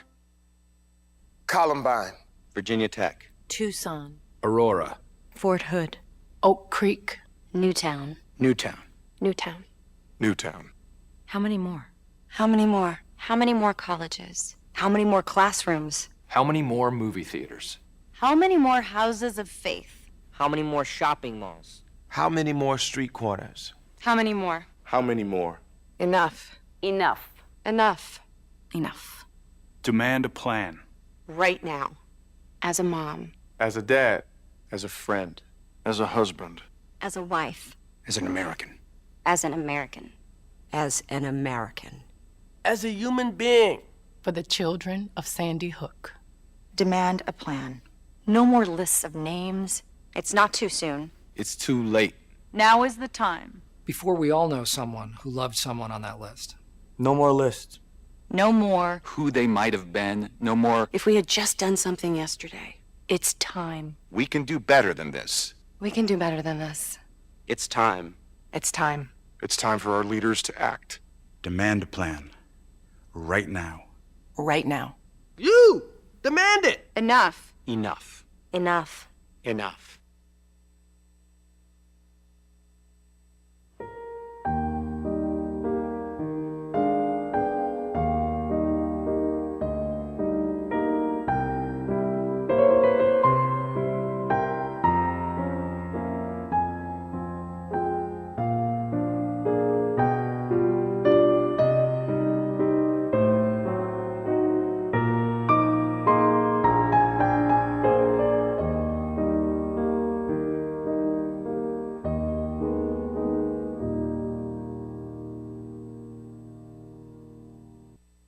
None of us would want to be told we can't marry the person we love. As Americans, we believe in freedom. That's what I fought for as a Marine, and that's what we believe in as Republicans. Freedom means freedom for everyone. I didn't used to understand the importance of same-sex marriage, but after learning my brother was gay, I wanted the same rights for him. He was the best man at my wedding, and I want to be the best man at his. It's only fair that Calvin should have the freedom to marry the person he loves, too. It's time for marriage.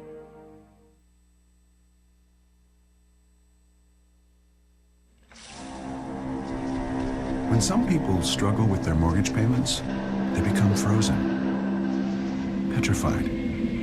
Not knowing what to do, they do nothing. But the people who take action are far more likely to get the most positive outcome. Making home affordable is a free government program. Call now to talk one-on-one with a housing expert about the options that are right for you. Real help, real answers, right now. Here at the GED Pep Talk Center, we have pep talkers standing by to get you motivated for your GED diploma.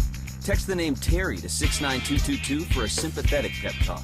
You show people what you really are. Or for a gentle pep talk, text the name Deborah. You know you're going to make people very proud of you. And if that's not enough, text the name Danny for an extreme pep talk. Prove everyone wrong. Show them you're the boss. Get your GED pep talk and find free GED classes. Text the name of the person you want a pep talk from to 69222.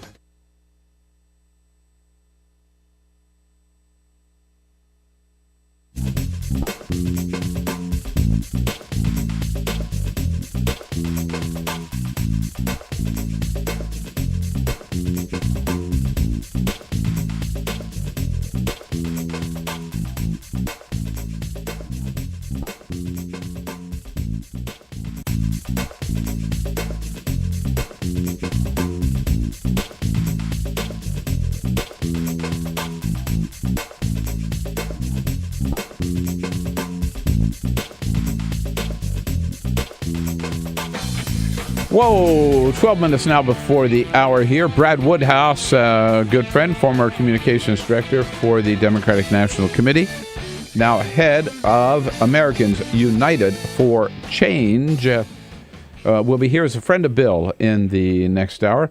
Up to date on a couple of other stories that we've been following this morning. We talked a little bit earlier about health care, and we don't have to worry anymore about any problems with the Affordable Care Act or what to do about it, because Sarah Palin has the answer. She was on the Today Show yesterday morning. A friend of mine sent me this quote. So she was asked by Matt Lauer, so, what about health care, and what about the fact, do the Republicans have any better alternative than the Affordable Care Act? May I quote Sarah Palin? I'm sorry I can't give you this in her,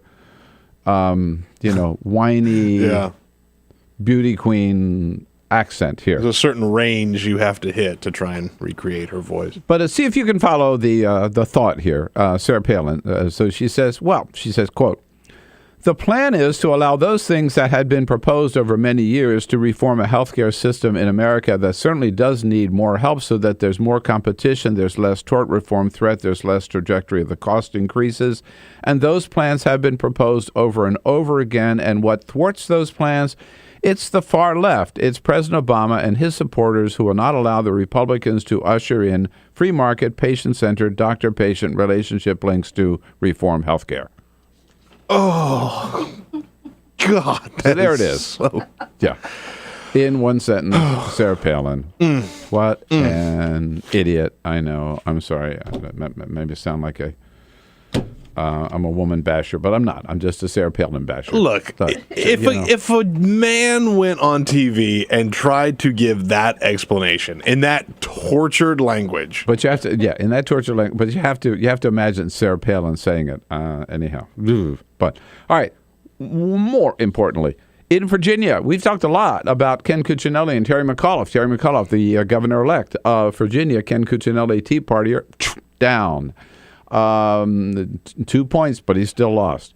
The lieutenant governor, E.W. Smith, losing in Virginia.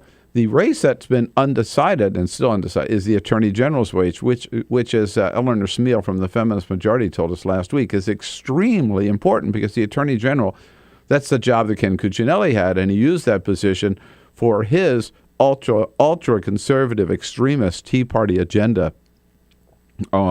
With the vaginal forced vaginal probe and the personhood amendment and all of that stuff that Cuccinelli proposed and supported.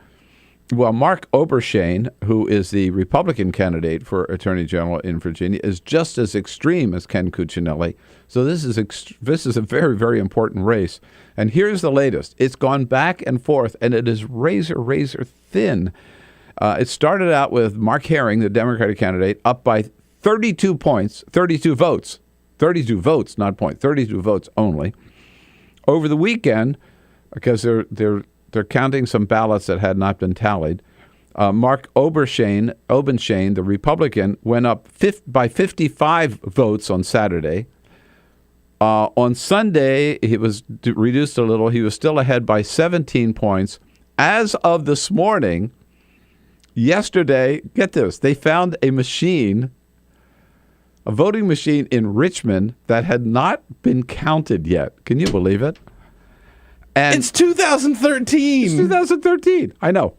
And when they added that what came out of that voting machine in Richmond, this is not Northern Virginia, now Democrat Mark Herring is ahead by 117 votes.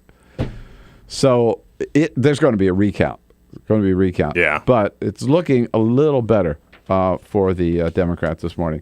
And finally, we just got a word about the Chris Christie boomlet, which has just taken off. It is already out of control. Chris Christie fanning the flames a little bit about 2016 when on This Week Sunday with George Stephanopoulos, he refused to slam the door to 2016. Here's George. I'm the governor of New Jersey. That's my job, and that's what I asked for 4 more years, and that's what I intend to do. All 4 years?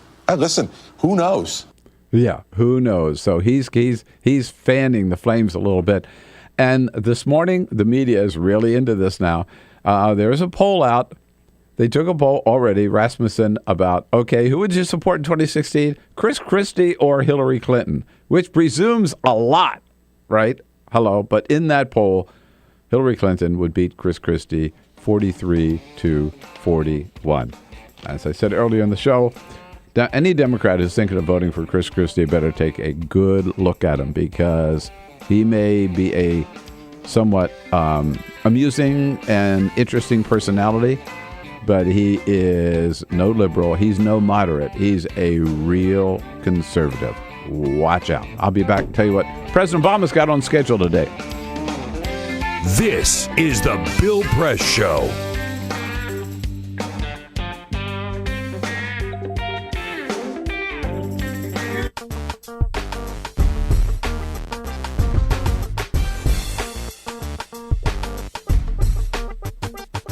Okay, so much to talk about today. 2 hours isn't enough. We need a third hour. We're going to get a third hour, even though we lose you on Free Speech TV. Join us on our video stream at TawkrTV, youtube.com/TawkrTV, TAWKR-TV. Brad Woodhouse is going to be here, former communications director for the DNC. He'll be here as a friend of Bill, and we'll be joined by Alexandra Jaffe from The Hill to talk about what Congress might be up to today.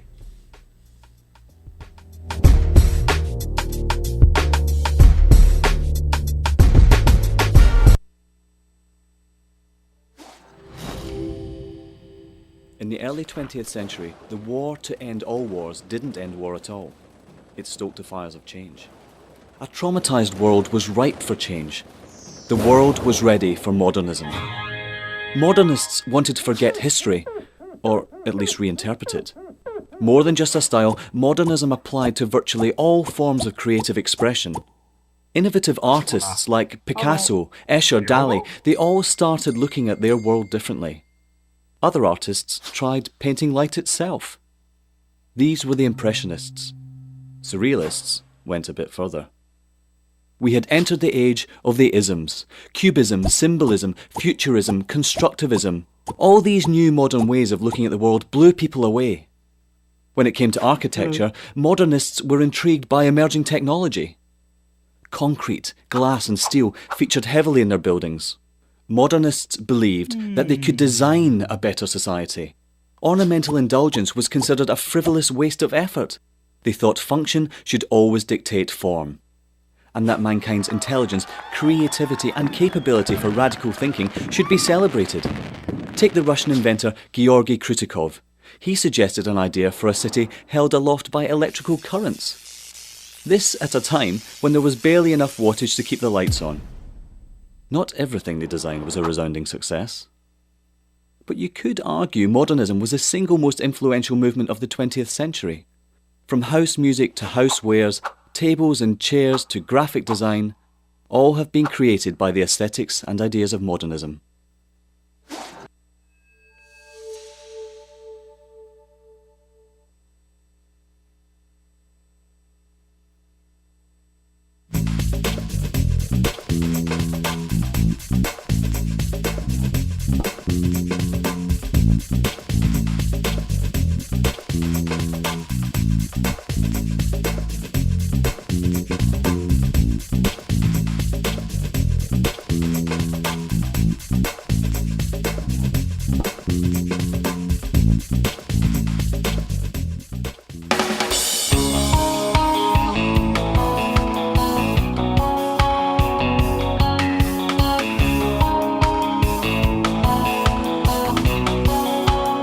This is the Bill Press Show.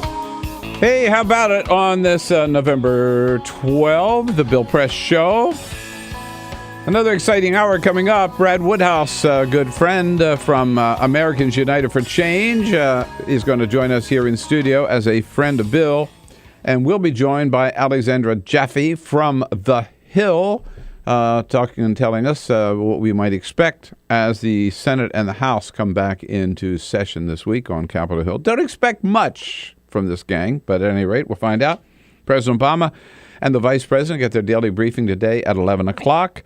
At 11:45, the President's going to be meeting with tribal leaders at the White House. I wonder if they'll be talking about a new name for Washington's football team. 5:30 this afternoon, the President meets with combatant commanders and military leadership, and then he will host a dinner for them with the First Lady, with the Vice President, and Dr. Jill Biden in the Blue Room of the White House this evening. Jay Carney has summoned us reporters to the briefing room for his daily briefing today at 12:30. I know you can't make it, but I'll be there covering for you, and I'll tell you all about it tomorrow, back with Brad Woodhouse on the Bill Press Show. This is the Bill Press Show.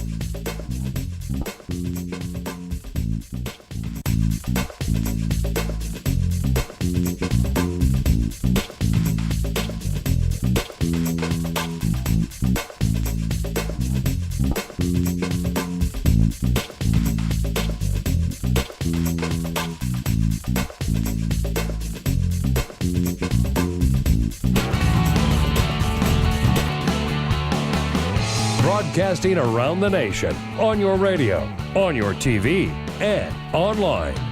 This is The Bill Press Show. Hey, already they're talking Chris Christie versus Hillary Clinton in 2016. Can we slow things down? Slow things down. We got midterms. Yeah, right. Hello. Let's get through the midterms first. We're a year from those. Hey, good morning, everybody. What do you say? Welcome to the Bill Press Show. Here we are in our nation's capital, our studio on Capitol Hill. And good to have all of you with us this morning on your local progressive talk radio station. God love them. And on the video stream on your computer, if you just prefer to watch, you can do so at TawkrTV, youtube.com/TawkrTV. Thanks for joining us this Tuesday, November 12, and here in studio with us. We can't get through this stuff all by ourselves. We always turn to our friends. No better friend than Brad Woodhouse. He is the president of Americans United for Change. You remember him also as communications director for the Democratic National Committee. Hello, Brad. What's up? Hey, Bill. How are you? Good to see you. I'm good. Everything's good. Yeah, good. We're rock and roll this morning. You are. You're on TawkrTV. Yeah, I know. Rock and roll. Lots going on here. Lots going on. The team, Peter Ogburn. Hey. As always. I'm here. Keeping things going. Alicia Cruz standing by to take your calls at 866-55-PRESS. And keeping us looking good at TawkrTV. It's youtube.com/TawkrTV. Cyprian Bolding, our videographer, who gets the big wave this morning. Hello, Cyprian. It's just amazing to me, the political season I have to talk about. It's already underway. Yeah, I mean, it is true really that is. people catapult into 2016 and forget about the important governor's races next year. That's right. Senate races, House races next year. All of that is going to have more to do with 2016 than all this speculation today. Well, that's right. I mean, right? Every election shifts the conventional wisdom about even these interim special elections that we have from time to time when there's a vacancy in Congress. So what we think 2016 will look like today after Virginia and New Jersey will be different. After the midterms next year. Yeah, and I mean, I want to see people put, particularly Democrats now, but I think Republicans have to do the same thing. Put their energy, put their focus, put their resources into gains in 2014. Well, that's right. I think, and look, I do think there are a lot of us out there on the front line of this who are focused on, really focused right now on getting some stuff done in Congress. Let's pick up some, right. and then then let's let the chips fall. We don't think Republicans are going to do a lot. We don't think they obviously don't care about helping fix Obamacare. They don't care about trying to invest in jobs. They want they want the economy to drag because they think that'll be a drag on whoever runs in 2016. Yeah, but then I think we really need to after this, we get past this budget issue, we really need to turn to the midterms, and we got to take back the House, Bill. Have to take back the House. Yeah, here's what I want to do, right? I want to. They complain about redistricting. Okay, right. Let's elect some more Democratic governors. Let's elect and increase our majority in the House and get up to a veto-proof Senate. I'm sorry. Right. Filibuster-proof Senate. Right. And then let's take back the House. And then let's talk 2016. Well, and let's talk about the Senate. Let's talk about the Senate. Let's talk about what Republicans are doing in the Senate. They folded earlier this year on the issue of some of these executive nominations because Harry Reid was within a whisper of changing the rules. They're treading on thin ice again, Bill. They have in recent weeks they've blocked Mel Watt. They've blocked appointments to the D.C. court. And you know who they're blocking? They're blocking African Americans and women. Janet Yellen. And Janet Yellen is being held up. So, they are treading thin ice. So, I would love to have a filibuster-proof majority in the Senate. But, Bill, maybe it's just time to change the rules in the Senate. I'm all for that, too, as well. All right, so Brad Woodhouse here for the hour. We're going to be joined a little bit later by Alexandra Jaffe from The Hill. And Brad, I want to get your take on Chris Christie, Virginia, and all the political news of the day. But first, We've got the big headlines. Yes, indeed. Just a couple of other stories making news. So let's start in the NBA, where last night the Indiana Pacers proved themselves as the strongest team in the NBA right now. They beat the Grizzlies by a score of 95-79. That makes them the only undefeated team in the NBA. They are 8-0. Pacers' Paul George last night recorded a triple-double to lead them again 95-79 win over the Grizzlies. It's a good thing for the NBA. People remember when the Pacers were a great team and they played against the Knicks, against the Bulls. It's a good thing to have a strong team there. And besides, somebody's going to stop the Heat. That's right. They can stop the Heat. So we might not know the name of Harold Jellicoe Percival, but he has a lot of friends. Percival, a British man and a veteran of Bomber Command, died earlier this month at the age of 99. His obituary stated that he died single and he had no close family to attend his funeral, but he welcomed members of the military who could show up to his funeral to pay their last respects. The online community Reddit picked it up, spread it around on Twitter.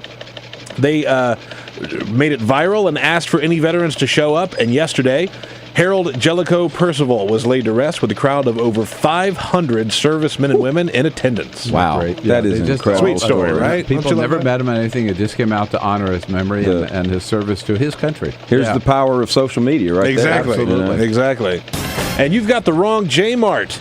While the headlines continue to pile up around the saga of Miami Dolphins and the bullying of Jonathan Martin, their football player, Twitter seems to be very confused. When people search for the football player on Twitter, one of the first Jonathan Martins that pops up is J-Mart NYT.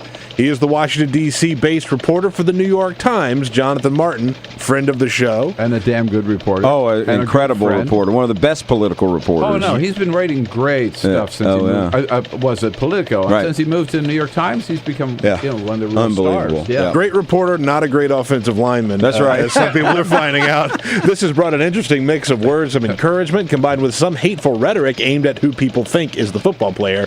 Jonathan Martin, J-Mart, our J-Mart, tweeted yesterday that this is an interesting study and some of the awful things people will say when they can hide behind their computer screen. I was at Jonathan Martin and Betsy Fisher's house last week for a memorial service for Jack Germond, the late great Jack Germond, husband of our good friend Alice Germond. And we were all ribbing Jonathan Martin about, oh God. So what's the matter, baby? You get bullied. You can't take. He had a hard time with it. What a mess that is down there, though. Wow. What a story. We were giving him a hard time. So let's start with Virginia. What's your take? I'll tell you, I hear so many, every time I turn around, there's some Republican or conservative saying, well, Ken Cuccinelli, he lost, but he almost won. He didn't lose by much, so therefore, we're still Tea Party. We're still strong. Let me tell you what. I find that the most incredible spin. I've been in the spin business for a while, but this is really you're good. This is really thank you. It's really beyond the pale. I mean, this is a race that if you look at some of the problems that we're having with the health care law right now, if you look at the president's approval rating as it sits today, right here, with the president serving right here next to Virginia, if you look at the tradition, what's happened since 1977 in Virginia, they always elect a governor that's in the opposite party of the president. Right. This was a Republican seat to lose. I mean, now maybe they nominated the wrong person, but they should have been able to win this almost under any circumstances. And I think the circumstances are that when you're as far right wing as Ken Cuccinelli, when your rhetoric is that negative, when you don't have a positive agenda, and when you spend all of your time going after women's contraception and a woman's right to choose, you're going to have a hard time getting 50% plus one. Bob McDonnell was maybe almost as conservative as Ken Cuccinelli, right. But he presented the image of the guy, I'm concerned about transportation, I'm concerned about the economy. He didn't talk about these extreme issues. Ken Cuccinelli, man, he said, this is who I am, and you got to like me, and I'm as far right as you can get. Right? Well, look, and he spent the last 2-3 weeks of this campaign saying that it was a referendum on Obamacare. Right. A referendum on Obamacare. Yeah, how smart was that? Well, and look, I mean, I was amazed sitting here in the D.C. market watching Ken Cuccinelli's campaign run ads bashing Obamacare I think probably in an area of Virginia where Obamacare's got to be the most popular it is anywhere in the state of Virginia. So you look at Ken Cuccinelli losing in Virginia, this special election in Alabama where the Tea Party candidate lost by 4 points to an establishment pro-business Republican, conservative, true conservative, right? What does that tell you about the Tea Party? Is it starting to lose its luster? Well, look, I think the Tea Party... And then Chris Christie, we'll get to that in New Jersey. Yeah, I mean, I don't think there's any doubt that the Tea Party is a drag on the Republican Party nationally. I think it's dragging the Republican Party's approval ratings down, its favorability ratings down. It's dragging their performance in Congress down. I mean, it was the Tea Party that led the shutdown of the government, that held John Boehner's feet to the fire. You know, Boehner could have done what he did in the end. He could have done it before, before the shutdown. 6 months before. That's right. And he chose not to do it. The thing is, though, is that they have such a lock on the primary politics, particularly in some of these gerrymandered districts. I mean, you have some of these Tea Party members who they don't fear for a general election, but they're scared to death about a primary from someone in the Tea Party who doesn't think that they're being pure enough. Mm-hmm. Whatever that means. I mean, I think mostly it means opposing anything a Democrat does or wants, no matter what the policy is, and I think it means being totally vitriolic against the president. If you aren't those things, you risk being primary. So after what happened in New Jersey, and after what happened in Virginia, and after what happened in Alabama, does the Republican Party now see? I mean, does this bridge the divide? Does this end the Civil War in the Republican Party? No, I think it's even going to be more pronounced. Really? Yeah. I mean, if you look at, and I don't believe. Actually, I said spin earlier. I don't believe what the Tea Party took out of Virginia in their mind is spin. I mean, I think in their they believe it. They believe it. They believe, you know, if just Ken Cuccinelli had been more conservative, or you know, if people up and down the ticket were more pure to the Tea Party rhetoric and beliefs. If outside Republicans had given him more money to run a true Tea Party campaign and a true, you know, hewed closely to those principles, whatever they are, in that kind of rigid ideology, they believe they would have won. So I think this. I mean, it didn't. It didn't make Ted Cruz think twice about what he plans to do in the Senate and continuing to attack Obamacare and continuing to appeal to the Tea Party. I don't think it gave Marco Rubio, who's fanning those flames, or Rand Paul. I don't think it gave them at all any pause.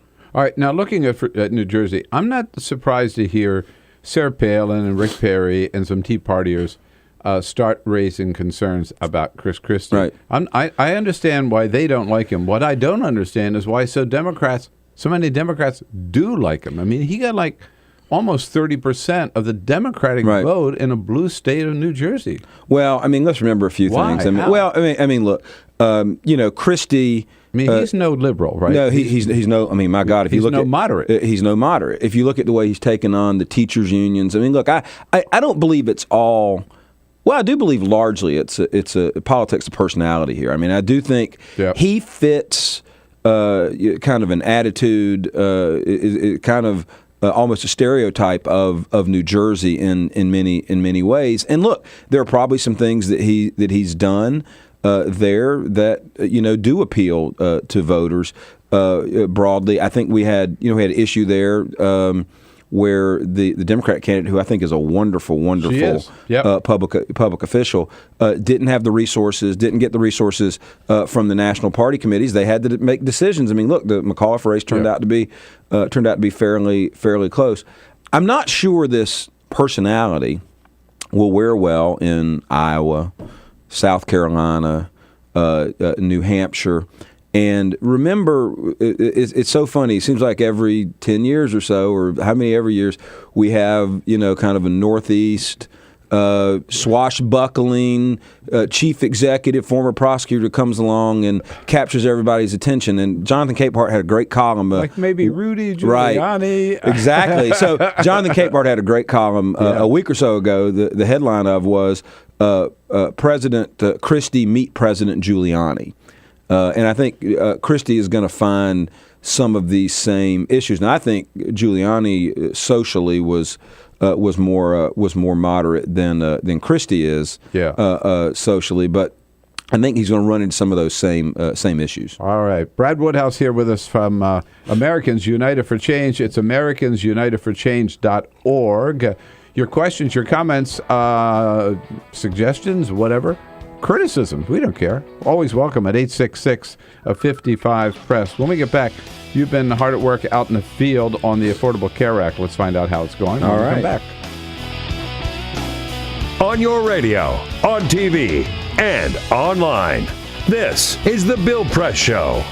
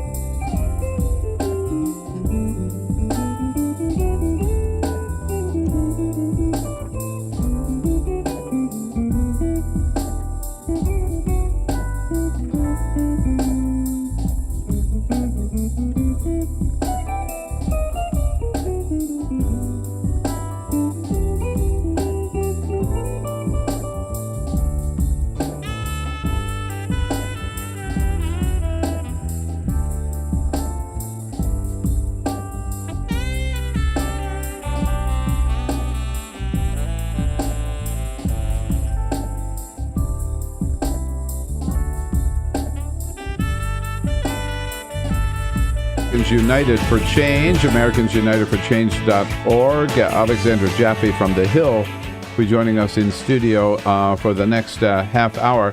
I know one of the big projects of Americans United for Change is going out there encouraging people to go to the website, sign up for Affordable Care Act. With the problems with the website, how's it going? Do you see any light at the end of the tunnel? Are people enrolling despite the difficulties?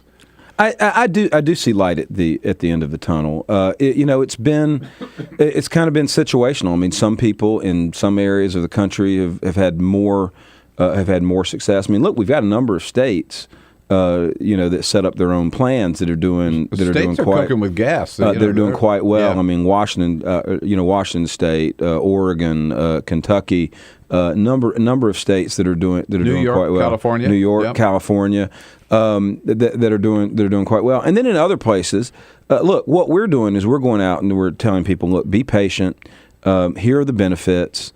We're talking obviously with people and the press about the benefits that people already have. Let's not forget, people think about the implementation of Obamacare being October 1st, 2013. There have been people benefiting from Obamacare, people who had really severe issues that got catastrophic coverage, people, seniors whose prescription drug costs have been reduced as we close the donut hole. And then all of the protections that people who are on employer-based plans have now, if they lose coverage or if they lose a job, with respect to the pre-existing condition exclusions and so forth. So there's, we're reminding people about those benefits. We're meeting with the administration every week, and we're confident that that in December, as we approach this first deadline for people to be enrolled to receive health care on January 1st,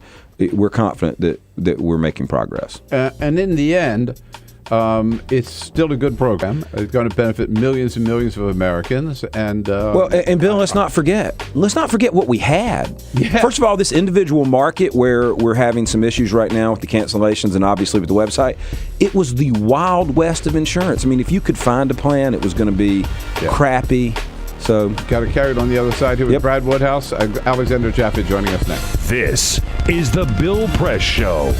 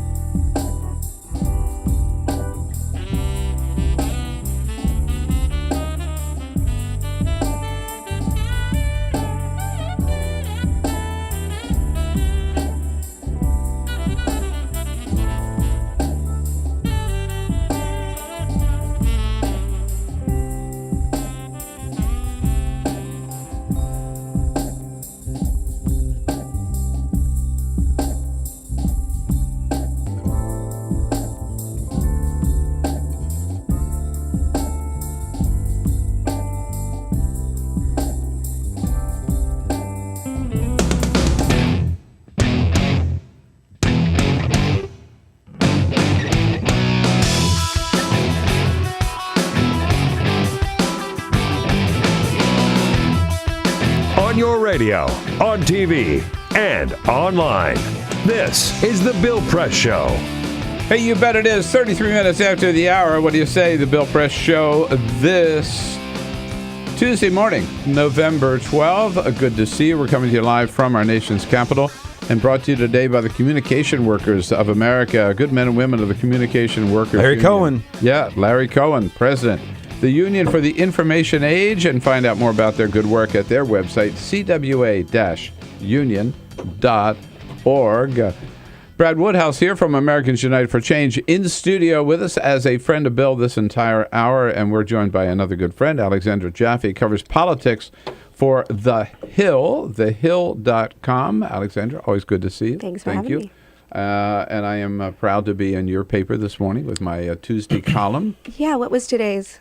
What? I know, I didn't. It's early, isn't it, right? It's thehill.com, and you can find my column about Benghazi and CBS playing politics with Benghazi, and they got burned. Don't even get me started. They swallowed it. In fact, let's just put that right here. We'll make a note. We'll come back and talk about it a little bit. But first, before we get into it, Peter's got a breaking news story. I do have a breaking news story, Bill. So, Howard Kurtz used to be the host of Reliable Sources on CNN. Yes. He has been replaced. They announced the replacement this morning. Dylan Byers breaks the news that it will be Brian Stelter from the New York Times. Really? Who is leaving the New York Times, by the way. Howard used to be able to do the Post and CNN. He's leaving the New York Times. He's going to be the new host of the Reliable Sources, plus he's going to write some for CNN on their digital side. Well, it's interesting because they've been doing a rotating tryout host auditions, and he was the first one. Yeah.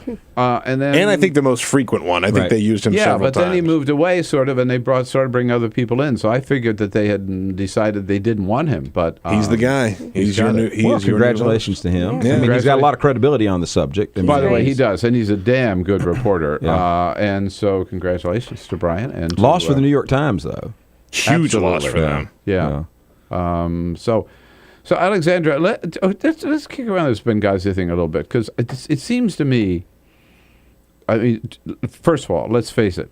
60 Minutes, huge, right? That's the gold standard when it comes to news. But this time, they really screwed up. And they spent a year, and they put this guy who was a liar on the air, supposedly telling the truth about, and then they spent Benghazi. They spent a couple weeks defending it. It and trying to deny that they had anything wrong with the reporting. They stood by their story.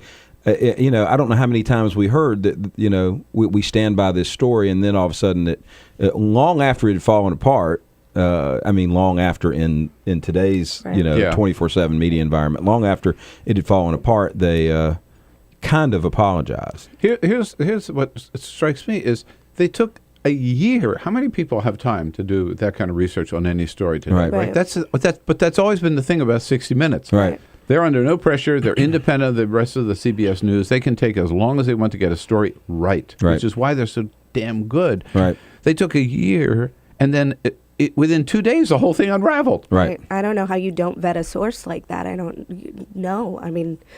And people knew that this guy, there were some questions about him because he'd given a different story to his employer. Right. He told 60 Minutes he was there on the scene, rushed to the scene. He scaled a wall. He hit a terrorist in the head with the butt of a rifle. He saw the ambassador dead. And he had told his employer, gee, I tried to get there, but I couldn't get there. I wasn't anywhere near the scene. That's the kind of story that's just so good that you want it to be true. So I imagine, there may have been some disconnect there, that they wanted to put him on air and had some trouble. I don't know. It's hard to say. Well, and there's a bigger issue here, Bill. Is how much more of this dead horse are we going to beat on the Benghazi on the Benghazi story? I mean, it is long since past proven that Republicans have no more interest in it than playing politics and trying to hurt the president. Political football. And trying to hurt Hillary, by the way. I think that's one of the reasons that Benghazi has lasted past the last election. Republicans would like it to last until the next election. In my column in your paper this morning, she'll read it. I will. I remind people that the night of the attack, before we even knew Ambassador Chris Stevens had been killed, Mitt Romney put out a statement accusing the president of sympathizing with the attackers instead of trying to protect our.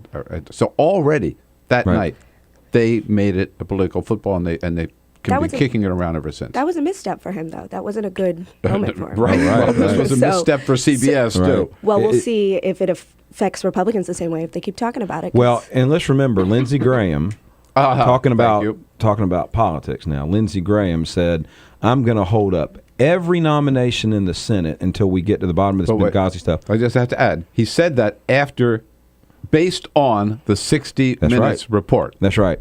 And you haven't heard a peep out of him that I'm aware of since. No. Oh, no. Not a word. No, I just want to add, Sunday, not correcting you, but pointing out that Sunday he was asked, okay, now that 60 Minutes has admitted that the report you based your hold on was false, are you going to change and release your hold? And he said, no. Yeah. It's unbelievable. So why let the facts get in the way of playing politics? Well, I mean, and in Lindsey Graham's case, he is playing politics. He is always looking over his shoulder at a conservative Tea Party challenge in South Carolina, and this is just blatant politics on his part. I guess not to beat this dead horse of Benghazi anymore, but there's one other aspect of this, which is many people are comparing what happened. The only other time that 60 Minutes got in trouble, by the way, 45 years, right, is with the Dan Rather and George W. Bush's National Guard service. What's interesting about it is what Dan Rather reported was actually true, but he used forged documents to help make the case. Yeah, right. Dan Rather lost his job. Laura Logan's still got hers. I wonder for how long. Yeah, there's talk that she's out, so we'll see. But I mean, she was the one. She's the reporter. She pushed this story. She brought it to 60 Minutes. Yeah, media likes to hyperventilate over who's going to be fired in certain situations, like the Obamacare website or whatever else. It's this is now a turn on the media to say who's going to be fired. Yeah, and I remember at any rate when with this report with Dan Rather, everybody accused CBS then of having a liberal bias. I haven't heard people accusing CBS these days of having a conservative bias, but I think it might be showing in this case. Right. Yeah. So we were talking before you got here, Alexandra, about Chris Christie. Well, I guess he's the next president of the United States, right? We can just... He's certainly the next Republican nominee. He's certainly the Republican nominee. Let's not go too far, right? I mean, the way media, everybody rushes to this celebrity politics is Well, incredible. He did a pretty remarkable thing Tuesday. You got to give him some credit. He did. He won by 22 points. He won with women. He won with Hispanics in New Jersey, where Obama outperformed expectations last cycle. So, I mean, what he did was significant enough for the celebrity kind of news cycle that we've had for the past week, which you're right. There's been basically a coronation. But we'll see. And then he's on the cover of Time. He's on 4 out of 5 Sunday talk shows, and then he's on and one of this week. And very, very coy when it comes to 2016. Here's George Stephanopoulos asking him, "So, what's in your future, Gov?" I'm the governor of New Jersey. That's my job, and that's what I asked for 4 more years, and that's what I intend to do. All 4 years? Listen, who knows? Yeah. Who knows? Yeah, that wasn't very Sherman-esque. I mean, everyone knows he's running for. Everyone knows he's running for president. And he is. I think he's right not to tiptoe too far in that direction. It's just way too early, and he's already, as I'm sure Alexandra will tell you, he's already opened himself up to be taking shots from the right in his party, people that want to compete against him in the nomination battle. Yeah, Alexandra, yesterday, Sarah Palin said she's not ready to get on board the Chris Christie train. Neither is Rick Perry, of course. Right. Rand Paul is a frequent critic. I think maybe Wednesday after Christie won, he gave a veiled remark about guys who use political ads and put their faces in political ads at a Sandy hearing, because there was some discussion about these ads that ran about the Sandy recovery that featured Chris Christie during his reelection fight, that is he misusing taxpayer dollars? So everybody's taking pot shots at Christie right now because he is the front runner coming out of his win. Do you think he translates to Iowa? He doesn't. He does not right I mean, now. you've been on the campaign trail with all right. these guys, so He is not socially conservative enough, although he is pro-life, personally pro-life, so that might play. But some folks think that even his personal style won't play in Iowa with, kind of the Midwestern friendly. He's very much New Jersey mean. So we'll see how he plays there. Although New Jersey bully. Exactly. Yeah. I spoke with Bob Vanderplatz, who's, a social conservative leader in Iowa, and he was actually very laudatory of Christie. He said, I think he's done a great job in New Jersey, but he'll have to talk about his same-sex marriage situation in New Jersey. He dropped a contest in the courts pushing back against the same-sex marriage decision. I don't get that. He fought it until the very, very end. He didn't give up. He didn't come out and endorse. No. He didn't change his position. Right. He just accepted reality, which is he had lost all the way through, right? Yep. And basically he was out of all options. Well, what we're not talking here is the crime that he'll never be forgiven for is, praising the president's response in their Sandy. minds. Yeah. Right. I mean, the far right will never forgive him for that. They believe if not for that, Mitt Romney would be president, which, in their minds. That's what a lot of them, I think, actually believe. You know what?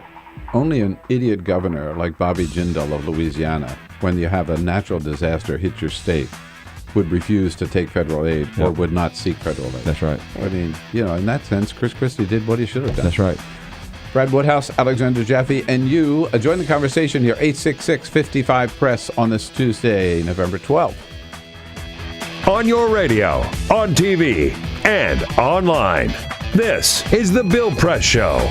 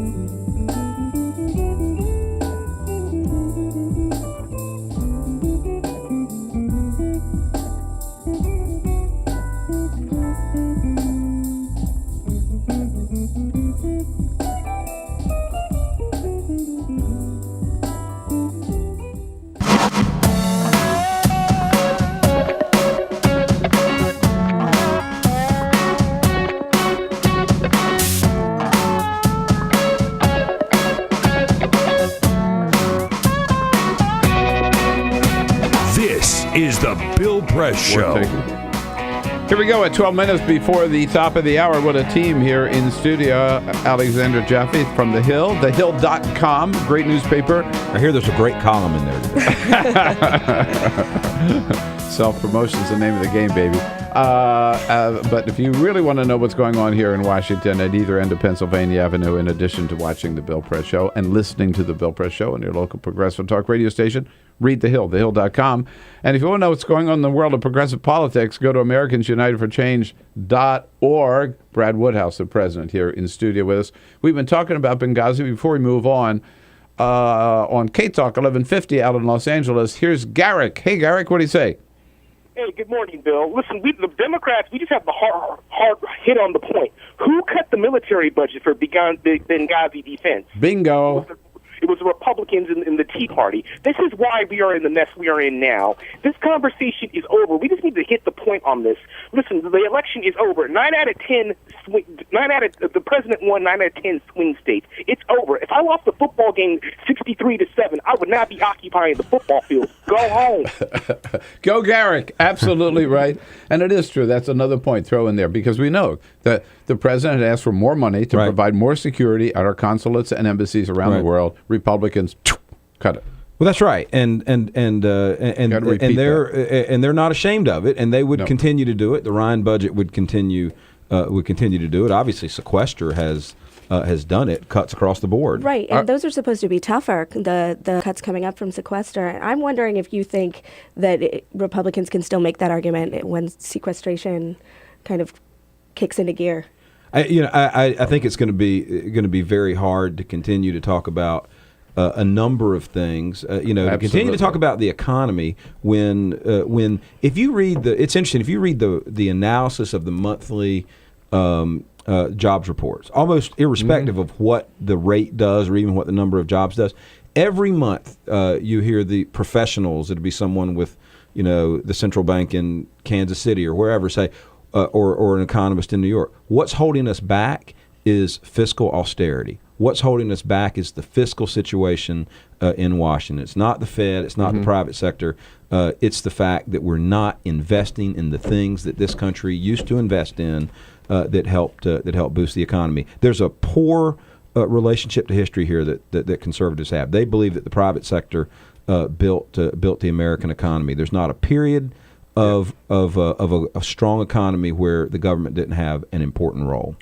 I want to come back to politics for a second, because there's a very important meeting in New York today of a group that calls itself Ready for Hillary. They are meeting to put together a massive fundraising campaign strategy for Hillary Clinton in 2016. Right.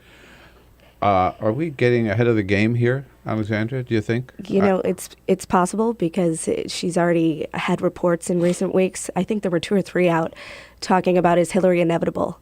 So the fact that groups like this have kind of risen her up to be so inevitable raise the questions that she doesn't want right now. So, I mean, it's remarkable how much traction this group has gotten, though. And I'm all the major surprised. players there. Harold Ickes is going to be there. Craig Yeah. Smith is going to be there. David Brock is going to be there. My good friend Susie Tompkins Buell, who's very good, close to Hillary, from San Francisco. Actually from Bolinas. Is this good for Hillary? Well, look, and I say this as a Hillary fan. This is why obviously. This politics thing is so hard. It is to find this balance. I mean, look, I don't think there's one person that would tell you they don't want to go into a political campaign as the front runner. I mean, you want to be ahead. You want a sense. You do want a sense of people coming on board, of you having some inevitability. The problem is, though, when it gets so high, the fall is so far. You have nowhere to go. The phrase used to be, maybe still is, peak too soon. Yeah, you don't want to. You don't want to peak. You don't want to peak too. Peak too soon. The problem is you can't beat something with nothing. And the question for the Democratic Party, and the question, I think facing that nomination battle is, who can run against her and who is willing to run against her. Now, there was this Elizabeth Warren kind of boomlet over the weekend. I don't think pushed by her herself, but I do think there are people out there who would like to at least see somewhat of a competitive process, which I think there's an argument to be made that would help the eventual nominee, because otherwise they're going to be the center of Republican attacks during their primary. I want to come back to a point you made in the first half hour here, Alexandra, before you got here, which is the first priority is let's get through the midterms. That's right. All right. Let's take back the House. Let's increase the majority in the Senate and win some governorships, and then we'll talk 2016. Right. Increase the majority.